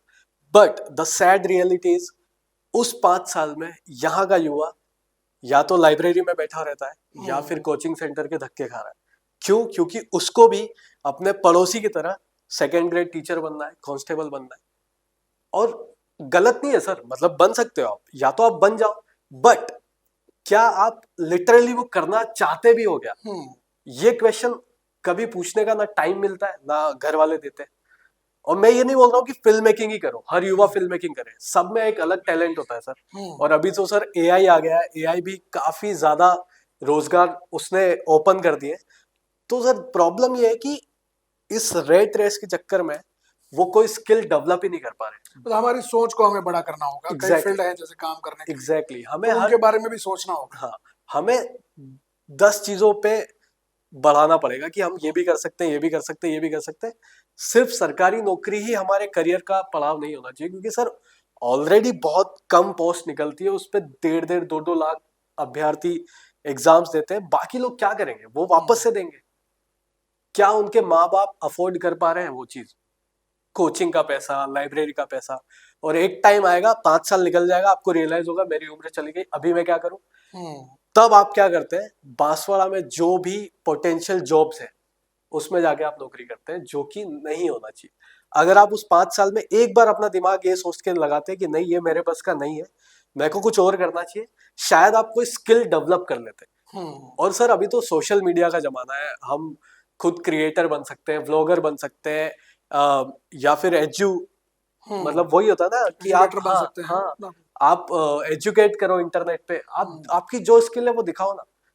और बस एक चीज, जो भी आपकी स्किल है आप उसको मोनेटाइज करने का पहले सोचो कि मैं इसको मोनेटाइज कैसे करूंगा। ये मुझे आता है, अच्छा हूं मैं इसमें, मास्टर हूं मैंने, इससे पैसा कैसे कमाया अब जा इससे सकता पैसा कैसे कमाऊं, कैसे मैं इसको, उसके लिए आप पूरा इंटरनेट छान मारो। है। एआई है, एआई से पूछो मैं कैसे करूं, क्या करूं। क्योंकि अल्टीमेटली माँ बाप की सोच भी यही होती है कि बेटा बड़ा होकर के कुछ भी हाँ, करे, कमाएगा कैसे, एग्जैक्टली। परिवार कैसे और चलाएगा, उसकी आपको भी अर्निंग कैसे आपको भी अल्टीमेटली आपको भी तो घर चलाना ही पड़ेगा, एक चलाना ही बार पड़ेगा। आपको भी परिवार बनाना ही है।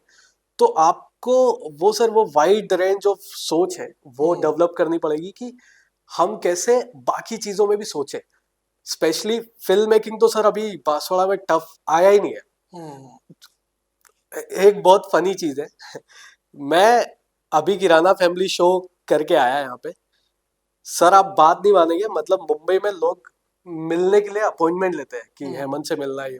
एक और चीज है, द स्क्रीन पत्ती जिसमें मैं इंटर्न था, मैं अभी उस चैनल का हेड हूँ। लास्ट मंथ ही मुझे उस चैनल में हेड बनाया, तो द स्क्रीन पत्ती का चैनल हेड हूँ मैं अभी। और मुंबई में काफी लोग मिलने के लिए, एक्टर्स लोग मिलना चाहते हैं, बात करना चाहते हैं, अपने काम को डेवलप करना चाहते हैं, सीखना चाहते हैं। जब सर मैं यहाँ आया पहली बार, मैंने सोचा कि मुझे जाना चाहिए, न्यूज वालों से बात करनी चाहिए, सब करना चाहिए, कि because this is good thing for this district. तो सर मैं एक न्यूज एजेंसी में गया बांसवाड़ा की, दे आस्क्ड मी कि आप कितना पैसा दे पाएंगे हमें। अच्छा। मैंने बोला ये तो आयरन ही है कि मतलब मैंने उनसे एक ही चीज पूछी, क्या कल आज से 3 या 4 साल बाद अगर मैं ऑस्कर अवार्ड ले आया और आपको बोलने आया कि you should print it on your media, क्या आप तब भी यही पूछेंगे कि आप मुझे कितने पैसे देंगे? मैं वहां से तुरंत निकल आया, मैंने बोला सर माफ कीजिए, मुझे नहीं पता था कि ये सब भी होता है। तो सर ये यहाँ पे कदर नहीं है। दे टोल्ड मी कि हम आपको प्रमोट क्यों करें, उन्होंने ऐसा बोला मुझे। मैंने बोला sir thank you so much for the reality, मेरी ही गलती जो मैं यहाँ आ गया, और नाम क्या ही लेना, छोड़ो जाने दो। और ऐसा अक्सर होता है कि मतलब हाँ, यहाँ की जो प्रतिभाएं हैं बाहर जाती, लोग दुनिया जानती है उनको, हाँ, लेकिन स्थानीय लेवल पर जो है वो लोकल लोग जो है वो उसको पहचान नहीं पाते या एडमायर नहीं करते हाँ, उन चीजों को। जैसे मैं बाहर जहां भी जाता हूँ, तो लोग मुझे चहल के नाम से पहचान लेते हैं, क्योंकि पांड्या व्लॉग बहुत वायरल हुआ था एक टाइम पे, बहुत मीम्स बनते थे, अरे चहल भाई आप। और अभी मुझे चिंटू के नाम से पहचानते हैं, अरे आप, जैसे अभी प्रयागराज एयरपोर्ट पे गया था तो अरे आप फैमिली किराना के चिंटू है ना, मैं आपका शो फैमिली के साथ देखता हूँ, बहुत पसंद आता है। तो यही एक कैरेक्टर। लेकिन अब जब यहाँ आते हो तो आपको रियलाइज होता है कि यहाँ तो ना वो चीज कोई करना चाहता है, ना शायद करवाना चाहता तो है। इसका क्या कारण लगता है आपको? मतलब लोकल लोगों का टेस्ट नहीं है उन चीजों को देखने का, या वो चीजें वो देखते नहीं है नहीं इसीलिए सर, जो है वो। देखते तो हैं, जो यहाँ की जो जनरेशन है उसको टीवीएफ पता है, हम्म। क्योंकि यहाँ की जो जनरेशन, यंग जनरेशन है, उनको टीवीएफ पता है, मतलब वो हम्म। लोग शोज देखते हैं। क्योंकि टीवीएफ की बेस्ट चीज ये है कि उन्होंने छोटे शहरों के लोगों को पकड़ा हुआ है, उनकी हम्म। उनकी नब्ज पकड़ी हुई है। तो पंचायत सबको पता है, एस्पिरेंट सबको पता है, गुल्लक सबको पता है, ये सारे शोज सबको पता है, टीवीएफ सबको पता है। जो बूढ़े लोग हैं शायद उनको नहीं पता होगा, लेकिन उन्होंने फिर भी शो देखा होगा। जो लोग, एक स्टेटमेंट है सर ये, जो लोग वेब सीरीज देखते हैं उनको टीवीएफ पता है। हम्म। वेब सीरीज में टीवीएफ से ऊपर कोई नहीं और है। वेब सीरीज मैं भी देखती हूँ, तो पंचायत तो सबको पता पंचायत ही सबको है। पता है। तो सर सिंपल सा रूल है, क्या आपने एक बार भी ये नहीं सोचा कि ये हम क्यों नहीं बना सकते? अगर आप सोचोगे तो शायद बन जाएगा। यहाँ पे कितने लोग हैं, क्रिएटर्स हैं, बच्चे हैं जो मुझे देख के इंस्पायर हुए हैं बनाना। तो मेरे जो एरिया के लोग हैं वो मुझे देख के वीडियोस बनाना शुरू हुए। तो मुझे कई बार वक्त मिलता है तो उनसे बात कर लेता हूँ, उनको वीडियोस लिख के दे देता हूँ कि ये काम कर, ये शूट कर, और वो लोग अच्छा शूट करते हैं। बट सैड रियलिटीज कोई सपोर्ट नहीं कर रहा। वही बात है, हम क्योंकि मैंने भी जो है प्रयास किया फिल्म मेकिंग के लिए, हमने भी जो है काफी प्रयास किया, हमने हाँ जो है वो यहाँ पे करने की कोशिश की, लेकिन वही है कि सपोर्ट जो होता है ना, हाँ, वो कि भाई ये क्या होगा, इसको क्या सफल हो जाएगा, कौन सा क्या हो वही जाएगा। वही वही एट द एंड सबको लगता है कि क्या ही कमा लेगा। हम्म। मैं वही बोल रहा हूँ ना कि जैसे मैं अपने माता पिता का सबसे फेलियर बेटा था एक टाइम पे, आज मैं उनका प्राउड हूँ, और ऑलमोस्ट पूरा घर में चला रहा हूँ। और मैं वही बोल रहा हूँ कि ये ऐसी फील्ड है सर जहाँ पे अगर आपने अच्छा नाम बना लिया, और सबसे इम्पोर्टेंट, क्या आप वो करना चाहते हैं, आप में वो टैलेंट है। हो सकता है ये देखने के बाद सबको लगने लगे कि मैं कर सकता हूँ, नहीं ऐसा नहीं होता है, आपके अंदर से ही आ सकता है। फिल्म मेकिंग सबके बस की नहीं है। फिल्म मेकिंग ऐसी चीज है, अगर आपके सोच में आप कुछ बदलाव लाने का सोच रहे हो, इसका मतलब आप क्रिएटर हो। जैसे जावेद साहब ने कहा है कि क्रिएटर आदमी होना ही मतलब पागल होना होता है, क्योंकि दुनिया में सब कुछ सही है। उन्होंने ये कहा था, दुनिया में सब कुछ परफेक्ट तो है, चिड़िया बोल रही है, नदियां चल रही है, आपको क्यों चुल मच रही है कुछ अलग बनाने की? मतलब आप पागल है, आप साइको है। क्रिएटर का मतलब ही होता है, क्रिएटिव आदमी का मतलब ही होता है कि आप पागलपन कुछ से भरा हुआ। अलग करना चाहते हैं, आप दुनिया को कुछ तो बताना चाहते हैं। तो आप सर मेरी स्केच वीडियोस भी देखेंगे ना, जैसे मैंने रबीश की रिपोर्ट जो डायरेक्ट की है, वीडियोस बनाई है, तो उसमें मैंने जैसे हरिशंकर परसाई जो है वो बहुत हाँ बेहतरीन बिल्कुल। बेहतरीन राइटर है, he is the king of satire. मैं उनको बहुत पढ़ता था, रबीश के लिए मैंने उनको बहुत पढ़ा। रबीश इज सटायर। तो आप मेरी रबीश की रिपोर्ट की जो भी वीडियोस देखेंगे जो मैंने लिखी है, डायरेक्ट की है, आपको उसमें सटायर दिखेगा बहुत ज्यादा। तो सटायर बहुत जरूरी है। और एक और चीज, ये जो शो आया है इससे जस्ट पहले, 1 साल पहले, यही बांसवाड़ा के लड़के ने, जिसे जब उन्होंने मुझसे पूछा कि आपने क्या क्या किया है, जो न्यूज एजेंसी की मैं बात कर रहा हूँ, तो मैंने उनको बोला कि अभी कुछ महीने पहले आपके फोन पे जो आता था अमिताभ बच्चन का कि साइबर क्राइम से दूर रहे, वो मैंने ही लिखा था। बिल्कुल बिल्कुल। तो इसी लड़के ने, बांसवाड़ा के लड़के ने, अमिताभ बच्चन के साथ भी काम किया है, उनके लिए डायलॉग्स लिखे हैं, उनके साथ स्क्रीन शेयर की है।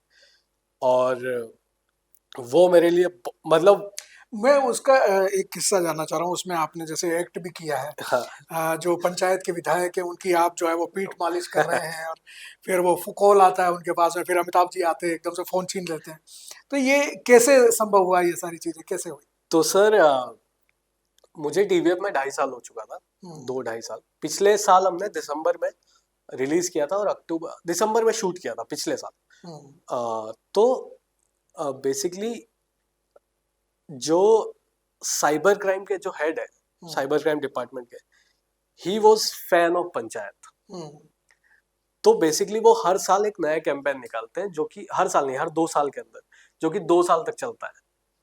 तो उन्होंने अपनी मार्केटिंग टीम को ये बोला, जो साइबर क्राइम के हेड है राजेश जी, उन्होंने बोला कि आप पंचायत अमिताभ बच्चन उनको मिल रहे थे, अमित जी उनको मिल रहे थे गवर्नमेंट की तरफ से कि अमित जी के साथ कुछ करना है।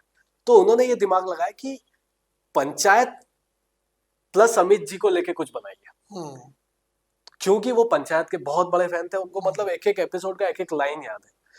तो वो टीवीएफ के पास आए और मुझे 2.5 साल हो चुके थे उस टाइम पे। टीवीएफ में मुझसे 10-10 साल सीनियर लोग काम कर रहे थे। टीवीएफ के जो फाउंडर है अर्नाब सर, उनके पास आया प्रपोजल कि हमको पंचायत के साथ कुछ करना है। मुझे आज तक नहीं पता उन्होंने मुझे क्यों बोला लिखने को, मुझे आज तक नहीं पता। उन्होंने अपने में जो पीए हैं उनके अक्षत जैन, उनको बोला कि हेमंत को बोलो ये लिखे। मेरे पास जब मैसेज आया मेरे को लगा मजाक कर रहे हैं। उन्होंने मेरे को स्क्रीनशॉट भेजा अक्षत जैन ने कि देख, ही टोल्ड मी कि हेमंत को बोलो कि इस पे लिखे। तो अमिताभ बच्चन और पंचायत की कास्ट को लेके मुझे 4 एड फिल्म लिखनी थी। मैंने एक ही रात में लिख दी फटाक से, एकदम फटाफट। उनको भेजी, उनको बहुत पसंद आई, उन्होंने बोला ठीक लग रही है। तो फिर हमने, जो राजेश जी हैं साइबर क्राइम हेड है जो, उनको हमने भेजा। तो उन्होंने अपने से कुछ चीजें बताई कि ऐसी ऐसी चीजें ऐड कर दो, कुछ आंकड़े जो होते हैं इतने फ्रॉड हो रहे हैं ये वो उन्होंने बताया। और फिर उन्होंने बोला कि हमको थोड़ा और बड़ा चाहिए। मैंने जो लिखी थी वो लिटरली 15-20 सेकंड की थी। 4 एड फिल्म लिख के दी थी मैंने, 5। तो पंचायत की रिंकी जो थी उनके साथ भी था एक, तो वो नहीं हो पाया। फिर उन्होंने कुछ आंकड़े दिए और बोला कि हमको अराउंड 1.5-2 मिनट का चाहिए। तो मेरे लिए और अच्छा हो गया, क्योंकि मैं ज्यादा लिख पाऊंगा तो क्या खुलता है, सही। छोटा लिखना बहुत टफ होता है क्योंकि आप पूरा स्टोरी टेलिंग नहीं कर पाते। तो मुझे मिल गया मौका, तो मैंने लिखा सर, और फिर मैंने भेज दिया। फिर हमने पहली बार ऑनलाइन नरेशन किया उनके साथ, जो सर थे साइबर क्राइम डिपार्टमेंट में। तो दिल्ली के हेडक्वार्टर में ऐसे कैमरा लगा हुआ है, हम टीवीएफ हेडक्वार्टर से, मैंने उनको प्रणाम किया, उन्होंने हमारा नरेशन सुना, उनको बहुत नरेशन पसंद आया। तो और वो पहला था कि मैं किसी मतलब गवर्नमेंट ऑफिशियल को नरेशन दे रहा हूँ। तो सब हुआ, नरेशन होने के बाद उन्होंने बोला कि अच्छा लगा है, अमित जी को हम सुनाते हैं, भेजते हैं। अब हुआ ही कि अमित जी के पास डेट नहीं थी, तो हम शूट कर नहीं पा रहे थे। फिर 1-2 महीने मेरे को हर चीज ना थोड़ा मुश्किल से ही मिलती है। तो ये जो नरेशन हुआ था, ये हुआ था 30 जुलाई को, और सर की डेट मिली 23 दिसंबर को। अच्छा, आप समझ रहे, जुलाई से दिसंबर 4 महीने का। अब उसके बीच में मैं सोच रहा क्या करना है, क्या इसका क्या करना है। तो उन्होंने बोला कि डेट मिल जाएगी, टेंशन मत लो, अभी टाइम लो। तो फिर मैं अपना बाकी कामों में बिजी हो गया। अब अचानक मेरे को आया दिसंबर में ही, 11 दिसंबर को आया कि भाई करना है, अभी करना है। वो वापस से रीओपन हो गया, रीस्टार्ट हो गया वो प्रोजेक्ट। तो मैंने बोला सही है भाई, बेटर है। फिर हमने वही जो स्क्रिप्ट है वापस से सुनाई सर को, उन्होंने कुछ कुछ फीडबैक दिए। फिर एक दिन बाद मैं मेरी आदत है मैं ऑफिस जल्दी आ जाता हूँ, तो उस दिन 12 बजे मैं ऑफिस में ही था। तो अक्षत जैन जो है उनका मैसेज आया, भाई कहाँ है? मैंने बोला ऑफिस में। तो आजा इधर, अपन चल रहे हैं। मेरे को नहीं पता कहाँ चल रहे। तो हम JW मैरियट गए जो मुंबई का है। तो वहां पे राजेश सर आए हुए थे, दिल्ली वाले साइबर क्राइम के जो हेड है, वो आए हुए थे। वो मुझसे मिला, रहे हेमंत जी कैसे हैं आप, सब हुआ, मुलाकात हुई। और उन्होंने बोला आप एक बार नरेट कर दीजिए वापस से, हम थोड़ा भूल गए। मैंने नरेट किया, मजा आया उनको। अभी तक मुझे कुछ नहीं पता क्या होने वाला है इसके आगे। लिटरली 12:30 बज रहे थे। तो राजेश जी बोलते हैं चलो फिर उनको सुना के आते हैं। मैंने अक्षत भाई को पूछा कि किनको सुना के आते? बोले बच्चन जी के घर पे जा रहे हैं। अब मैं पागल हो गया, मैंने बोला ये क्या हो रहा है? अमिताभ बच्चन से मिलने जा रहा हूँ। फिर हुआ ये कि हम जो वही सरकारी जो गाड़ी थी वो लेके हम गए JW मैरियट से, जो उनका जलसा बंगला है बहुत पास में। हम उनके बंगले में, जब हमने एंट्री ली तो वॉचमैन ने पूछा कहाँ से आए? तो बोला होम मिनिस्ट्री से। तो आपका वो ओरा लेवल सेट हो गया कि चलो होम मिनिस्ट्री के कुछ लोग आए। तो हम बेसिकली अमित जी के जो मैनेजर है वो कर्नल है, बहुत वो भी एजेड है। तो उन्होंने बोला कि 2-3 लोग ही अंदर आइए।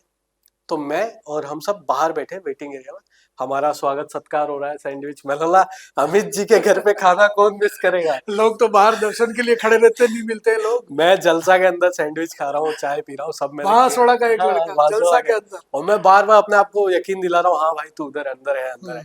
फिर फाइनली अमित जी बाहर निकले और अमित जी ने वेव किया, वो बोले कि, और जब वो बाहर निकले उनके हाथ में मेरी स्क्रिप्ट थी और उन्होंने, अर्नाब सर ने इशारा किया कि ही इज द राइटर, उन्होंने ऐसे वेव किया, बोला कि चलो मिलते हैं।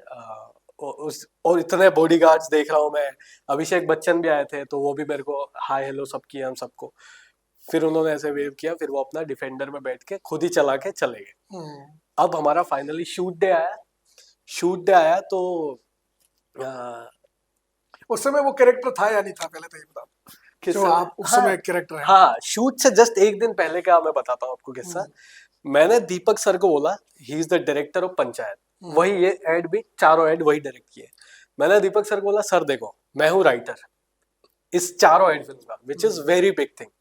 ये आप भारत सरकार प्लस पंचायत प्लस अमित जी के लिए लिख रहे हो, बहुत बड़ी चीज है। बट सर मैं जहां से आता हूँ किसी को फर्क भी नहीं पड़ता है इस बात का कि लिखना, राइटर उनको समझ भी नहीं आएगा कि हाँ लिखा है ना ठीक है। मैं को सर उनके साथ स्क्रीन शेयर करनी है। तो दीपक सर ने बोला कि तू राइटर है, देख ले कैसे कर सकते हैं। मैं सर जो विधायक है ना, वो अकेला बैठा अच्छा नहीं लगेगा, उनके पीछे उनका एक बंदा होना चाहिए, बॉडीगार्ड होना चाहिए जो उनका मसाज कर रहा है। तो वो हंसे, उन्होंने बोला ठीक है कर ले। अब मैं विधायक के पीछे उनको मसाज दे रहा हूँ। अब हुआ है कि पहला एड फिल्म वही शूट हुआ। अच्छा, पहले दिन अमित जी आए, पूरा ओवरऑल लेवल सेट हो गया। फिल्म सिटी में हमने पूरा पंचायत का सेट बनाया, जबकि पंचायत जो महुड़िया में शूट होता है, भोपाल में जो महुड़िया गाँव है, बट हमने पूरा पंचायत सेट बनाया। अभिमन्यु जो थे वो आर्ट डायरेक्टर थे, उन्होंने बहुत अच्छा पंचायत का सेट बनाया। और हमने वो सीन, पहला एड फिल्म मेरा ही वाला हो रहा है शूट, जिसमें मैं एक्टर हूँ। अब हुआ ये कि मैंने कॉस्ट्यूम पहन रखी है उस कैरेक्टर की। तो अर्नाब सर मुझसे पूछ रहे हैं कि हाँ अगला क्या है, अगला क्या है। तो अमित जी शायद थोड़ा कंफ्यूज हो गए कि इससे क्यों पूछे, तो अर्नाब सर ने इंट्रोड्यूस कराया, sir he is the writer. अच्छा, तो अमित जी ने ऐसे देखा मेरे को, तो मैं को लगा मैंने कुछ गलती कर दी। उन्होंने पूछा अच्छा आप ही राइटर है, बोला हाँ बढ़िया है, स्माइल किया और ही सेड कि बहुत आगे जाओगे। मैंने सर जाना पड़ेगा आपको। तो फिर उनको पता चल गया कि मैं राइटर हूँ, सब हुआ ये हुआ। फिर हम कर रहे थे और पूरा वो उस कैरेक्टर में थे और 83 के हैं वो, और वो लिटरली 40-40 मिनट खड़े रहे। मतलब हम, जबकि जो सेट है ना, जैसे ये सेट है मान लो, हमने 10 मिनट 5 कदम की दूरी पे सोफा ऐसी सब बना रखा था ताकि उनको खड़ा ना रहना पड़े। बट वो उधर गए नहीं, पूरा एड खत्म होता फिर दूसरी जगह जाते। अच्छा, इस एज में तो जो पहला फ्रेम जो खुलता है ना, तो साइड कैमरा लगा था, मैं यहाँ खड़ा हूँ, अमित जी यहाँ खड़े हैं। अमित जी यहाँ से जब निकलते हैं ना, तो वो जो फील आया मेरे को, तो पहला एड फिल्म जब शूट हुआ जिसमें मैं एक्टिंग भी कर रहा हूँ, तो मुझे बहुत ही अजीब फील हुआ। मेरे को बार बार लग रहा था, और उस रात में पूरी रात सोया भी नहीं था क्योंकि ऑब्वियसली नींद नहीं आई। हाँ, तो उस टाइम पे बहुत हुआ। पर जैसे दूसरा एड फिल्म स्टार्ट हुआ, मैं अपने राइटर वाले कैरेक्टर में आ गया। तो दूसरे एड फिल्म में अमित जी ने एक लाइन बोली थी। अमित जी की लाइन थी कि वो ऐसे स्कैमर का फोन छीनते हैं, फोन छीन के स्कैमर से बात करते हैं। बेसिकली स्कैमर जो है वो विकास जो है पंचायत वाला, उसको जॉब की लालच दे रहा था कि हमारे पास एक जॉब है। तो वो स्कैमर से फोन छीनते हैं और बोलते हैं, लाइन ये थी कि हमारे पास भी एक आपके लिए एक नौकरी है तिहाड़ जेल में कैदी की। तो बट उन्होंने लाइन ये बोल दी, ऐसे छीना, आपके पास भी हमारे लिए एक नौकरी है तिहाड़ जेल में कैदी की। तो मैंने कट बोल दिया, मैं सामने खड़ा था। आपके पास भी? हाँ, तो वो पूरा व्याकरण गलत हो गया ना, मैंने कट बोल दिया सर। तो अर्नाब सर देखे क्या क्या कर रहा है, दीपक सर बोले क्या कर रहा है। मैं सर उन्होंने लाइन गलत बोल दी, पूरा टेक बर्बाद हो जाएगा। तो अमित जी बोले अच्छा हमने लाइन गलत बोल दी। मैंने बोला अच्छा हमने लाइन गलत बोल दी, अच्छा हमने लाइन गलत बोल दी। मैंने बोला हाँ सर एक बार चेक कर ले। मैं सर कर लीजिए। सर आपने ये लाइन बोल दी बेसिकली, आपके पास भी हमारे लिए, तो उसकी व्याकरण गलत हो गई। फिर मेरे को अचानक से रियलाइज हुआ कि जिनके सामने मैं व्याकरण बोल रहा हूँ हरिवंश राय बच्चन जी के बेटे हैं, तो मेरे को ये नहीं बोलना चाहिए था। फिर अब उन्होंने ठीक है हम वापस से करते हैं, कोई दिक्कत नहीं। तो उन्होंने, मैं सामने खड़ा, उन्होंने ऐसे फोन लिया और बोला हमारे पास भी आपके लिए एक नौकरी है कैदी की। तो सटायर। ही वाज अश्योरिंग कि देख ले भाई, यही लाइन है ना। तो मैं सही बोल रहा मैं हूँ। ऐसे हंस रहा हूँ, ऐसे करके हंस रहा हूँ बहुत ज्यादा। फिर वो पूरा शूट कंप्लीट हुआ जैसे तैसे। अब हुआ ये, सर को निकलना था कहीं, हम्म, और मुझे क्या लगा कि सर जाएंगे वैनिटी में, मैं अपनी स्क्रिप्ट पे एक साइन autograph। लूंगा, सिग्नेचर लूंगा कि मैंने उनके लिए स्क्रिप्ट लिखी थी। और मैं सोचा कि सिग्नेचर लेके मैं खुश। तो बेसिकली वो आए, उन्होंने शूट खत्म किया अमित जी ने, और बोला कि चलो एक ग्रुप फोटो कर लेते हैं। और मैं थोड़ा बाहर खड़ा था, हम्म, अरे राइटर बाबू आइए आइए। तो अच्छा। आप वो ग्रुप फोटो अगर देखेंगे तो मैं उनके एकदम पास हुए ऐसे स्क्रिप्ट लेके हम्म, कि आई रोट दिस, और मैं उनके सामने खड़ा हूँ ऐसे। तो फोटो हुई। अब मुझे लगा कि वो वैनिटी तो जाएंगे, बट वो अपनी गाड़ी में बैठे और निकल गए। अच्छा। तो मैंने अर्नाब सर को बोला, सर वो वैनिटी में नहीं गए क्या? उन्होंने बोला नहीं। क्यों, क्या हुआ? सर मेरे को स्क्रिप्ट पे सिग्नेचर लेना था। उन्होंने जो लाइन बोली है, हम्म, उन्होंने बोला, ब्रो तू उनके लिए फिल्म करेगा यार, ये सब क्या कर रहा है, तू उनके साथ फिल्म में काम करेगा, ये क्या सब मत छोड़, बात। तू भी बड़ा आदमी है। हम्म, बोला चलो अच्छा है। तो वो जो अमित जी वाला जो काम था, एक मोटिवेशन हो गया मतलब उस दिन के बाद तो मुझे यकीन हो गया कि कुछ भी मतलब इम्पॉसिबल तो कुछ भी नहीं आमिर खान के साथ में भी एक है। सैटेलाइट हाँ वाला जो हाँ आपने हाँ ऐड किया था, जिसमें बेटा और हाँ बाप का जो हाँ। है वो एक कॉन्सेप्ट था, तो बेसिकली उसमें आप राइटर थे। उसमें मैं राइटर था, उसमें कोई स्कोप नहीं था, वरना मैं वहां भी घुस जाता। एज एन एक्टर कोई स्कोप नहीं था वहां पे। हम्म, तो बेसिकली आमिर सर की फिल्म आई थी सितारे जमीन पर। हम्म, एंड आमिर सर जो है वो मार्केटिंग जीनियस है। हम्म, उनको पता है कि अपनी फिल्म को मार्केट कैसे करना है। तो उनका ये था कि उनको एक वायरल एड चाहिए, और वायरल जहां आ गया मतलब वहाँ टीवीएफ आता ही है। तो अर्नाब सर और आमिर सर जो है, एके वर्सेस एके, वो अच्छे हम्म, दोस्त हैं बहुत। हम्म, तो अर्नाब सर को उन्होंने फोन किया कि मुझे ऐसा कुछ लिखना है, और अर्नाब सर ने उनके सबसे काबिल राइटर को चुना, फोन, हाँ वो, हेमंत हाँ मिश्रा। हेमंत मिश्रा को रात को 11 बजे फोन किया कि हम्म, हेमंत ऐसा ऐसा है, मीटिंग करते हैं। तो हम कुछ ग्रुप ऑफ राइटर्स ने जैम किया, ऐसा ऐसा करते हैं कुछ। बोला कि आधे घंटे हैं सबके पास, कुछ बढ़िया वायरल आइडियाज लेके आओ। हम्म, तो मैंने एक आइडिया दिया। उनका एक शो आता था आमिर सर का, उनका शो था ना, एक टीवी शो था, अरे बहुत, सत्यमेव जयते, उनका एक हम्म, शो था सत्यमेव सत्यमेव जयते। जयते।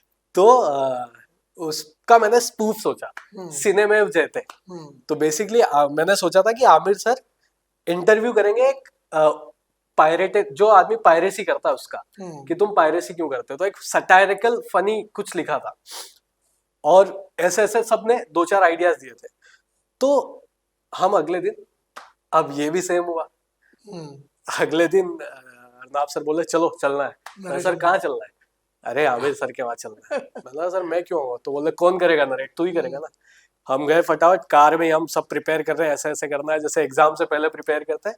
आमिर सर के घर पे गए, आमिर सर नीचे एडिट कर रहे थे, वो आए।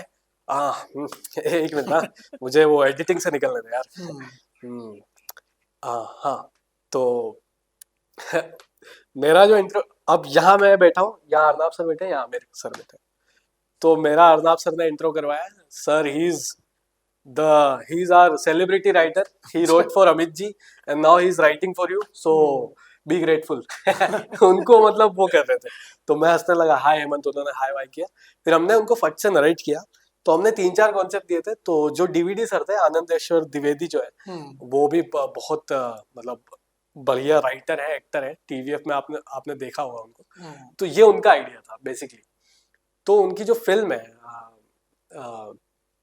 तारे। अंदाज अपना अपना, अंदाज अपना उनकी एक अपना। पुरानी फिल्म है अंदाज अपना अपना। सलमान खान के हाँ साथ। सलमान और उसकी, तो वो जो सीन है ना, आमिर बेटे होते हैं, उनके बाप होते हैं, हाँ, आप महापुरुष है महापुरुष। हाँ। तो हमने उसका स्पूफ लिखा।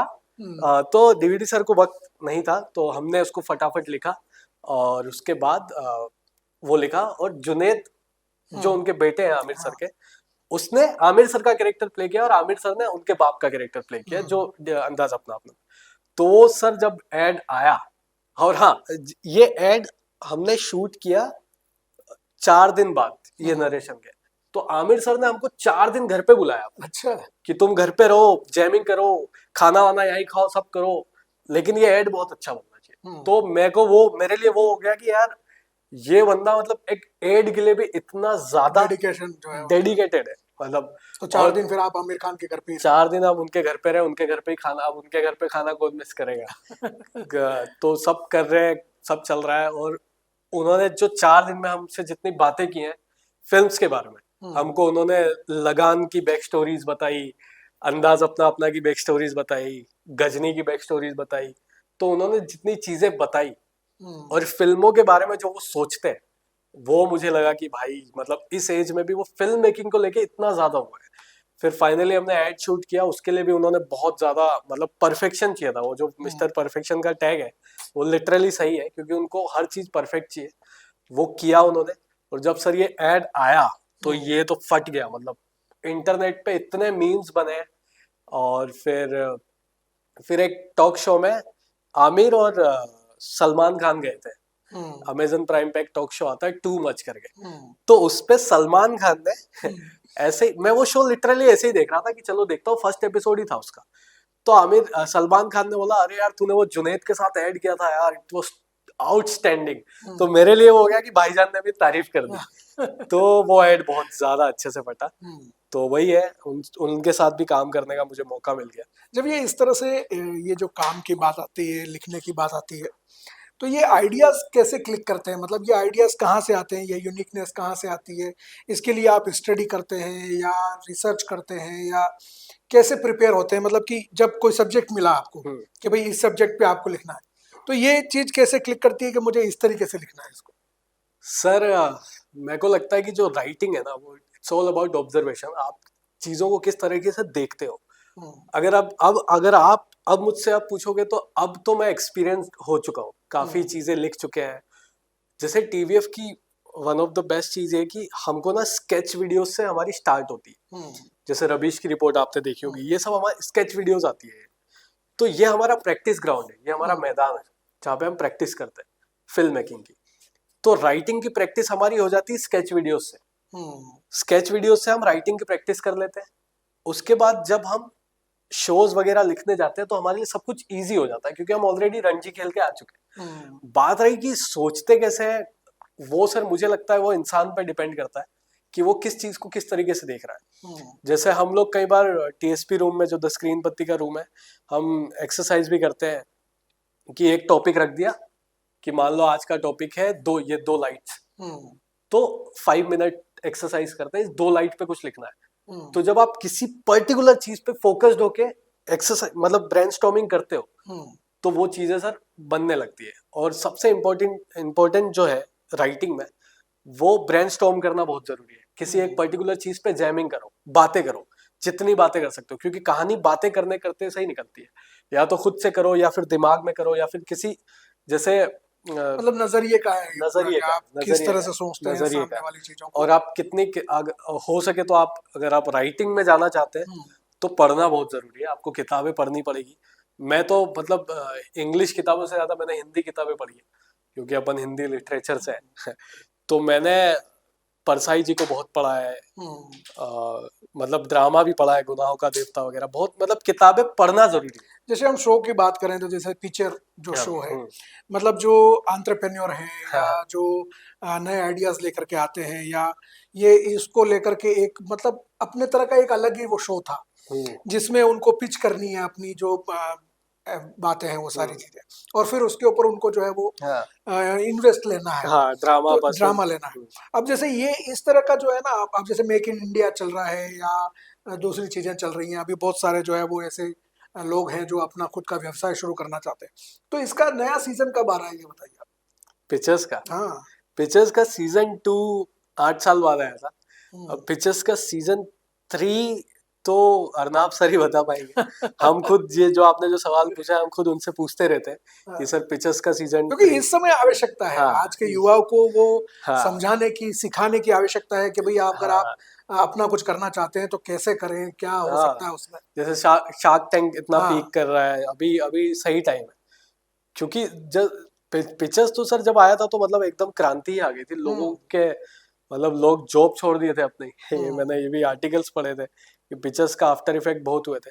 तो सर मेरे को लगता है कि वही जो अच्छे शोज होते हैं ना, जो रूटेड होते हैं, जो जिनको देख के हर आम आदमी ये सोचे कि यार ये तो मेरी कहानी है। हम्म। जो टीवीएफ की नव वो जो टीवीएफ हमेशा करता है जैसे फैमिली किराना स्टोर जब आया तो मुझे कई लोगों के मैसेजेस आए, बाहर बाहर से, मतलब बाहर इंग्लैंड से कई लोगों के मैसेजेस आए कि ये शो देखने के बाद हम अपने मोहल्ले को और अपने मोहल्ले की किराना की दुकान को मिस कर रहे हैं। लोगों की एक सोच बदल गई, धारणा एग्जैक्टली बदल गई उसकी। क्योंकि आप रियलाइज करते हो कि जैसे बाहर अब बड़े शहरों में ब्लिंकिट आ गया है, जेप्टो आ गया है, तो वो इतना इजी हो गया है, किया खटाक से किया वो आ गए। लेकिन ब्लिंकिट जेप्टो में आप बातें नहीं कर सकते हो ना किराना वाले भैया से। नहीं, जैसे अपन तारक मेहता का उल्टा चश्मा देखते हैं तो हाँ उसमें भी जो अब्दुल की दुकान है, हाँ, वो एक मतलब पॉइंट है लोगों के पॉइंट है मिलने का लोगों के और मिलने का। चर्चा करने का, सारे जैसे दिन भर की बातें। जैसे किराना में फैमिली में मैंने एक लाइन लिखी है कि आपकी जो मोहल्ले की, आपकी जो दुकान है किराना की, वो हमारे मोहल्ले का हिस्सा नहीं है, पूरा मोहल्ला है। हाँ। क्योंकि पूरा मोहल्ला जानता है उस दुकान को और वो एक लैंडमार्क बन चुका है। तो लोगों को ना वो नॉस्टैल्जिक वाइब आई। जैसे कई लोगों ने मुझे मुंबई में बोला कि यार हमको ना हमारा बचपन याद आ गया, हमको हमारा 90s याद आ गया। बट मैंने 90s लिखा ही नहीं, मैंने अभी जो बांसवाड़ा का जो स्थिति वही लिखी है। अगर आप देखोगे किराना ठीक से तो उसमें राजस्थान कहानी राजस्थान की में बेस्ड है, RJ14 लिखा हुआ है ना। तो वो इसलिए लिखा है क्योंकि मैं राजस्थान से हूँ। तो आप देखोगे तो जो वो फैमिली है, डिटेल्ड आउट करके देखोगे तो जो फैमिली है उनका टंग जो है वो यूपी बिहार वाला, बट आसपास के जितने लोग हैं वो नॉर्मल बात भाषा में ही बात कर रहे हैं। एक आपका वो फैमिली किराना स्टोर का ही एक एपिसोड था जिसमें सामान चोरी हो रहा है बार बार। फिर चोर कौन है, तो बड़ा एक शरीफ बच्चा है जो रोज आता है चॉकलेट लेने के लिए। फिर पता चलता है कि प्रिंसिपल का बच्चा ही चोर है। तो वही छोटी छोटी सर किस्से हैं, छोटे छोटे किस्से हैं। सीजन 2 भी अब इसी साल हम ले आएंगे। कई लोग मतलब कमेंट सेक्शन हम तो वेट कर रहे हैं सीजन 2 कब आएगा। कई लोग कमेंट सेक्शन में बोल दिए थे कि जैसे मैंने बार बार बोला कि मुझे IMDb पे रेट करो, IMDb पे 8.6 रेटिंग हो गई है, बहुत बड़ी चीज है। तो सब बोल रहे थे कि IMDb पे रेट मत करो वरना ये लोग नेटफ्लिक्स पे चले जाएंगे। हम नहीं जाएंगे हम यूट्यूब पे आएंगे दूसरा सीजन लेके और इसी साल आएंगे, क्योंकि मैं ही लिखूंगा तो मैं आपको बोल सकता हूँ कि मैं ले आऊंगा इस साल। नहीं, ये तो बहुत अच्छी बात है और ऐसे ही आप जीवन में प्रगति करें। मतलब ये जब काम करते हैं आप, तो इस दौरान क्या अनुभव होते हैं? कुछ खट्टे अनुभव भी रहे होंगे आपके। कभी कोई चीज आपने सोची होगी वो नहीं भी हुई होगी, या कभी कोई ऐसी चीज लगी होगी कि यार अब क्या करना है, मतलब बड़ा परेशान हो गया, तो ऐसा कभी कोई परिस्थिति आई आपके जीवन में? वो सर हर राइटर हर क्रिएटर की लाइफ में आती है। वो कई बार होता ही है कि जैसे एग्जाम्पल के लिए आपने कुछ लिखा और आपको लग रहा है कि आपने तो मास्टरपीस लिखा है कुछ, लेकिन जब आप राइटिंग रूम में जाते हो, स्पेशली TVF का जो राइटिंग रूम है, जैसा कि मैंने बताया, ब्रूटल है।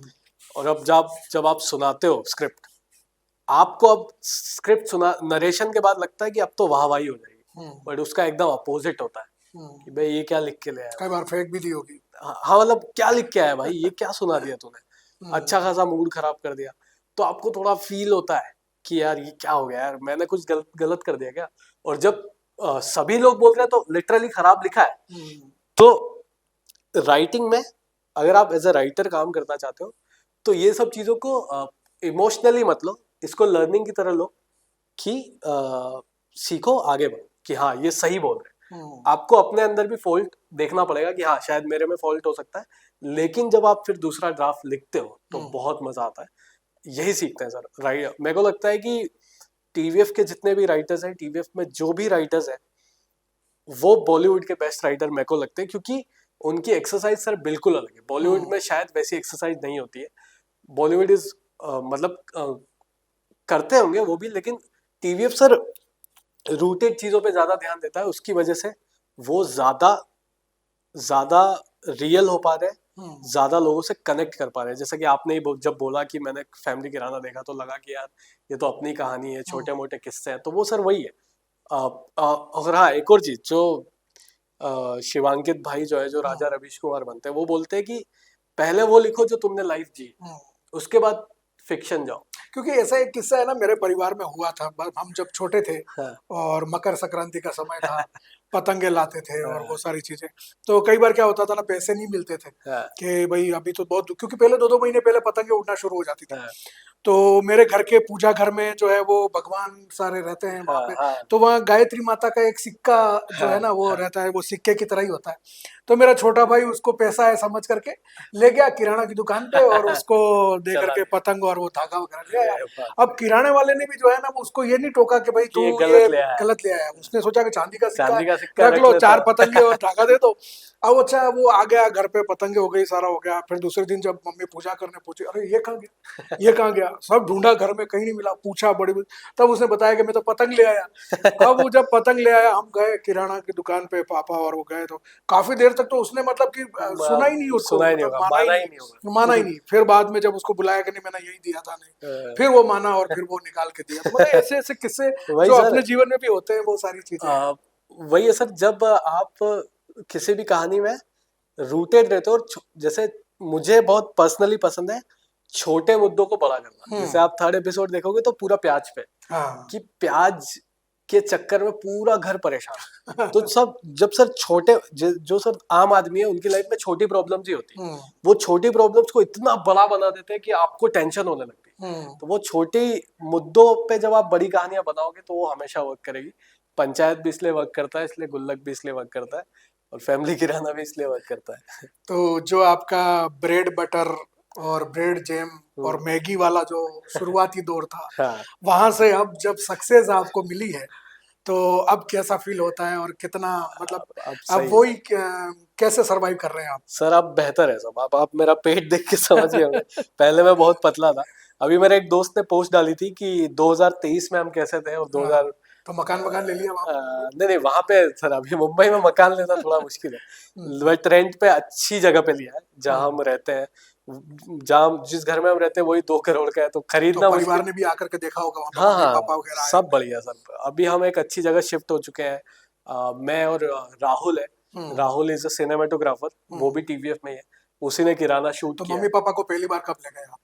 मम्मी पापा नहीं आए अभी तक। अच्छा। उनको लेके आऊंगा, बट उनको वक्त ही नहीं मिलता है। बट भाई हम्म। गया है, भाई हम्म। काफी बार गया है। दोस्त गया है, कल्पेश जो था वो गया है। माता पिता को लेके जाऊंगा मैं। और हम्म। अभी सर सब बेहतर है। तो आप तो शादी के बारे में भी सोच रहे होंगे? नहीं नहीं, अभी अभी माता पिता सोच रहे हैं शादी का, हम्म। अभी थोड़ा सर। बड़े भाई की तो हो गई हाँ, आपकी, बड़े भाई की हो गई बहन है, की भी हो गई, बहन की भी अब हो आप गई ही है। कुंवारे हैं तो अभी प्रेशर है। मैं ही कुंवारा हूँ, तो बट फैमिली अब समझ रही है कि हाँ चलो, बिकॉज आपने प्रूव करके दे दिया, तो वो लोग भी अब सपोर्टिव है। हम्म। तो वही है सर, अभी है 2-4 साल है आराम से। अभी वही है सर, पहले खुद की फिल्म आ जाए हम्म। जो पूरे देश के थिएटरों में लगे, तब सर आपको लगे। क्योंकि सर फिल्म मेकर्स की लाइफ वही होती है ना, आप टाइम हम्म। टाइम पूरा आपकी स्टोरी टेलिंग पे, फिल्म मेकिंग पे। तो वही है सर, फिल्म बनानी है आगे चल के एज अ राइटर डायरेक्टर। और वही है सर, चीजें करनी है ताकि यहाँ के लोग इंस्पायर हो, हम्म। वहाँ के लोग इंस्पायर हो। सर वही है कि अगर आप अपने काम से 4-5 लोगों को भी इंस्पायर कर पा रहे हो, तो मतलब आप अच्छा काम कर रहे तो आपने ये जो मतलब बांसवाड़ा के युवाओं की वहां तक सोच नहीं पहुंचती अभी, या नहीं सोचते हैं, आपने ऐसी सोच से अलग बिल्कुल फील्ड चुनी, इतना लंबा संघर्ष किया और एक सफलता हासिल की, एक मुकाम हासिल किया। तो आप अगर आज के युवा इस फील्ड में आना चाहते हैं या कुछ करना चाहते हैं, बांसवाड़ा के युवाओं के लिए क्या कहना चाहेंगे? हो। सर मुझे लगता है कि सबसे पहले ना आपको एक ग्रुप बनाना पड़ेगा हम्म। जो ये करना चाहते हैं, फिल्म मेकिंग में स्पेशली जो आना चाहते हैं। And film making is not about just make reels. Reels banana is not film making. आपको और उस सिर्फ एक्टिंग भी नहीं है, हाँ, और भी सिर्फ बहुत सारी एक्टिंग भी चीजें नहीं है, सिर्फ एक्टिंग भी नहीं है। क्योंकि जैसे मुंबई का ही बता दूं सर, मुंबई में सिर्फ एक्टिंग करके आप सरवाइव नहीं कर सकते। हैं। आपको सारी स्किल्स आनी चाहिए फिल्म मेकिंग की। फिल्म मेकिंग में एडिटिंग होती है, एडिटिंग से आप अच्छा पैसा कमा सकते हैं, सिनेमेटोग्राफी से अच्छा पैसा कमा सकते हैं। आर्ट डिपार्टमेंट होता है जो आर्ट वगैरह सब करता है। तो वीएफएक्स हो गए सारी चीजें। वीएफएक्स वगैरह हो गया। तो आपको सबसे पहले, अगर आप बांसवाड़ा में हो, तो आपको एक ग्रुप बनाना पड़ेगा, और एक ग्रुप बना के फिल्म्स बनानी पड़ेगी, शॉर्ट फिल्म्स बनानी पड़ेगी, फिल्म फेस्टिवल्स में भेजनी होगी आपको। एक सबसे इम्पोर्टेंट है ग्रुप बनाना। हम्म। और आपको एक और चीज, इसको मोनेटाइज कैसे करना है, वो चीज हमेशा जहन में रखनी ही होगी। हम्म। कई बार क्या होता है, लोग बनाते जा रहे हैं बट उनसे कोई उनका रिटर्न नहीं आ रहा है, तो वो फिर अंत में जाके परिवार के लिए फेलियर कहला हम्म। जाते हैं कि यार तूने क्या कर लिया, 5 साल से तू बना रहा था, क्या हुआ। क्योंकि शौक तो बहुत बच्चों का हाँ, होता है, बहुत चूँ से बच्चे करते भी हैं हाँ, सारी चीज़ें। लेकिन अगर हम एजुकेशन लेवल पे बात करें या इंस्टीट्यूट लेवल पे बात करें, तो वो भी यहाँ जो है वो नहीं है, मतलब बच्चों को उन एग्ज़ैक्टली चीज़ों को यहाँ पे आगे ले नहीं है। जाने के लिए। जैसे हर कॉलेज में ड्रामा होता है, थिएटर होते हैं, सब होते हैं। फ़िल्म स्कूल है काफ़ी जगहों पे और वो लोग सिखाते हैं हुँ, फ़िल्मों के बारे में क्या सब होता है। बट मुझे सर लगता है कि आज के टाइम पे अगर आप कैमरा लेके अगर आप मेरे को लगता है सर जब तक आपके अंदर से नहीं है ना कहानीकार, आपके हुँ, अंदर कहानीकार बैठा होगा ना, तो आपको किसी फिल्म स्कूल की जरूरत नहीं है। मैं गुरु गोविंद में हुँ, ही पढ़ा हूँ सर, वहां पे नहीं था फिल्म स्कूल, बट मैंने कर लिया। और क्योंकि अंदर था, अंदर से अंदर था। करना था, फिल्म बनानी थी, कुछ बनाना था। मैं उस टाइम पे भी 2020 में भी 22 में भी 10-10 मिनट की वीडियोस बना रहा था, 1-1 मिनट की नहीं बना रहा था, क्योंकि कहानी कहने की इच्छा थी। तो अगर हुँ, आप कहानी अंदर से आपको आ रहा है कि एंथू है आपको फिल्म मेकिंग को लेके, और आपको वीडियो क्रिएशन को लेके है एंथू, तो आप कर लोगे। यूट्यूब पढ़ा है, गूगल एआई आ गया, चैट जीपीटी आ गया, आप पूछो उनसे। हुँ। यहाँ का युवा इंटरनेट का तो यूज कर ही नहीं रहा है, वो सिर्फ रील ज़ॉम्बी स्क्रॉलिंग ही चल रहा है। वो लोग बस करते जा रहे हैं, उनको पता नहीं है अगला रील कौन सा आने वाला है, hmm, but they are just scrolling. मुझे हुँ, लगता है सर, मैं पर्सनली बताऊं तो मैंने यूट्यूब की हेल्प से बहुत मदद ली। मैं हुँ, हर चीज यूट्यूब से पूछ लेता था क्या हुआ। तो अभी चैट जीपीटी आ गया, आप हुँ, चैट जीपीटी से पूछो मुझे ये करना है, वो आपको एग्जैक्ट वे बताएगा, ऐसे ऐसे कर सकते हो स्टेप बाय स्टेप। हुँ, आपको वीडियो के लिए थंबनेल बनाना है, आप अपनी फोटो डालो, आप थंबनेल बना लोगे। आपको वीडियो, इवन अब तो स्क्रिप्ट भी लिख के दे देता है। हुँ, अगर आप चैट जीपीटी को बोलोगे मैं ऐसा ऐसा सोच रहा हूँ, वो स्क्रिप्ट लिख के दे देगा, आप फिर अपने मन से उसको ह्यूमनाइज कर दो, हुँ। फिर उसको शूट करो। तो अभी क्या प्रोजेक्ट चल रहे हैं और भविष्य का क्या प्लान है आपका? सर अभी मेरे को टीएसपी पूरा दे दिया गया है, तो टीएसपी को most viral channel of the year बनाना है, हुँ, पहली चीज, क्योंकि टीएसपी जिम्मेदारी है अभी मेरी। दूसरा, मैं सर सीजन 2 लिखूंगा अभी। हुँ, अभी ये जो घर पे आया हूँ मैं, ब्रेक है मेरा। उसके बाद सर एक दूसरा शो है जो मैं अभी पिच नहीं करूंगा, बट मैं डेवलप कर रहा हूँ साइमल्टेनियसली। उसके बाद मैं उस शो को करने के बाद फिर हम देखते हैं आगे क्या हो सकता है। एक फिल्म भी है जहन में, बट वो अभी नहीं लिखूंगा, क्योंकि एक साथ सारी चीजें नहीं कर सकते हो। हुँ। वो अर्नाब सर बोलते हैं या तो फोकस होता है या फकस होता है। तो हम फोकस करेंगे, एक ही चीज पे फोकस करेंगे, अभी किराना, हुँ। उसके बाद दूसरा जो शो पिच किया है वो, उसके बाद फिल्म। तो ये थे हमारे साथ में हेमंत मिश्रा जी और आज बात करके बहुत अच्छा लगा फैमिली किराना स्टोर के चिंटू से। थैंक इनकी यू। कहानी वाक़ई में इंस्पायर करने वाली है, ख़ास करके आज के युवाओं के लिए। क्योंकि अगर आपको किसी चीज़ से प्यार है और आप वो करना चाहते हैं, तो उसके पीछे आप कितना पागलपन की हद तक जा सकते हैं, वो करके दिखाया हिम्मत ने और आज सफलता की अपनी एक अलग कहानी बनाई है। आज भले ही बांसवाड़ा में इनकी पहचान जो है वो लोग नहीं कर पाए, लेकिन पूरी दुनिया इनको जानती है और आने वाले समय में ये अपने आप में एक अलग मुकाम बना कर के खड़े होंगे और ये हमारे लिए, हमारे बांसवाड़ा के लिए, हमारे वागड़ के लिए गर्व की बात होगी। तो ज़रूर आज के इस इंटरव्यू से आपने कुछ सीखा होगा और आज के इस बातों से आपको कुछ न कुछ ऐसी जानकारी ज़रूर मिली होगी, जो आपके भी जीवन में काम आ सके। तो आज की शख्सियत कार्यक्रम में इतना ही। फिर मिलते हैं किसी और शख्सियत के साथ में, किसी और गेस्ट के साथ में। जानने की कोशिश करेंगे उनके ज़िंदगी के सफ़र के बारे में और सीखने की कोशिश करेंगे कुछ ऐसे सबक जो हमारी भी ज़िंदगी में काम आ सकें। तब तक दीजिए इजाज़त। सबको नमस्कार। जय थैंक यू।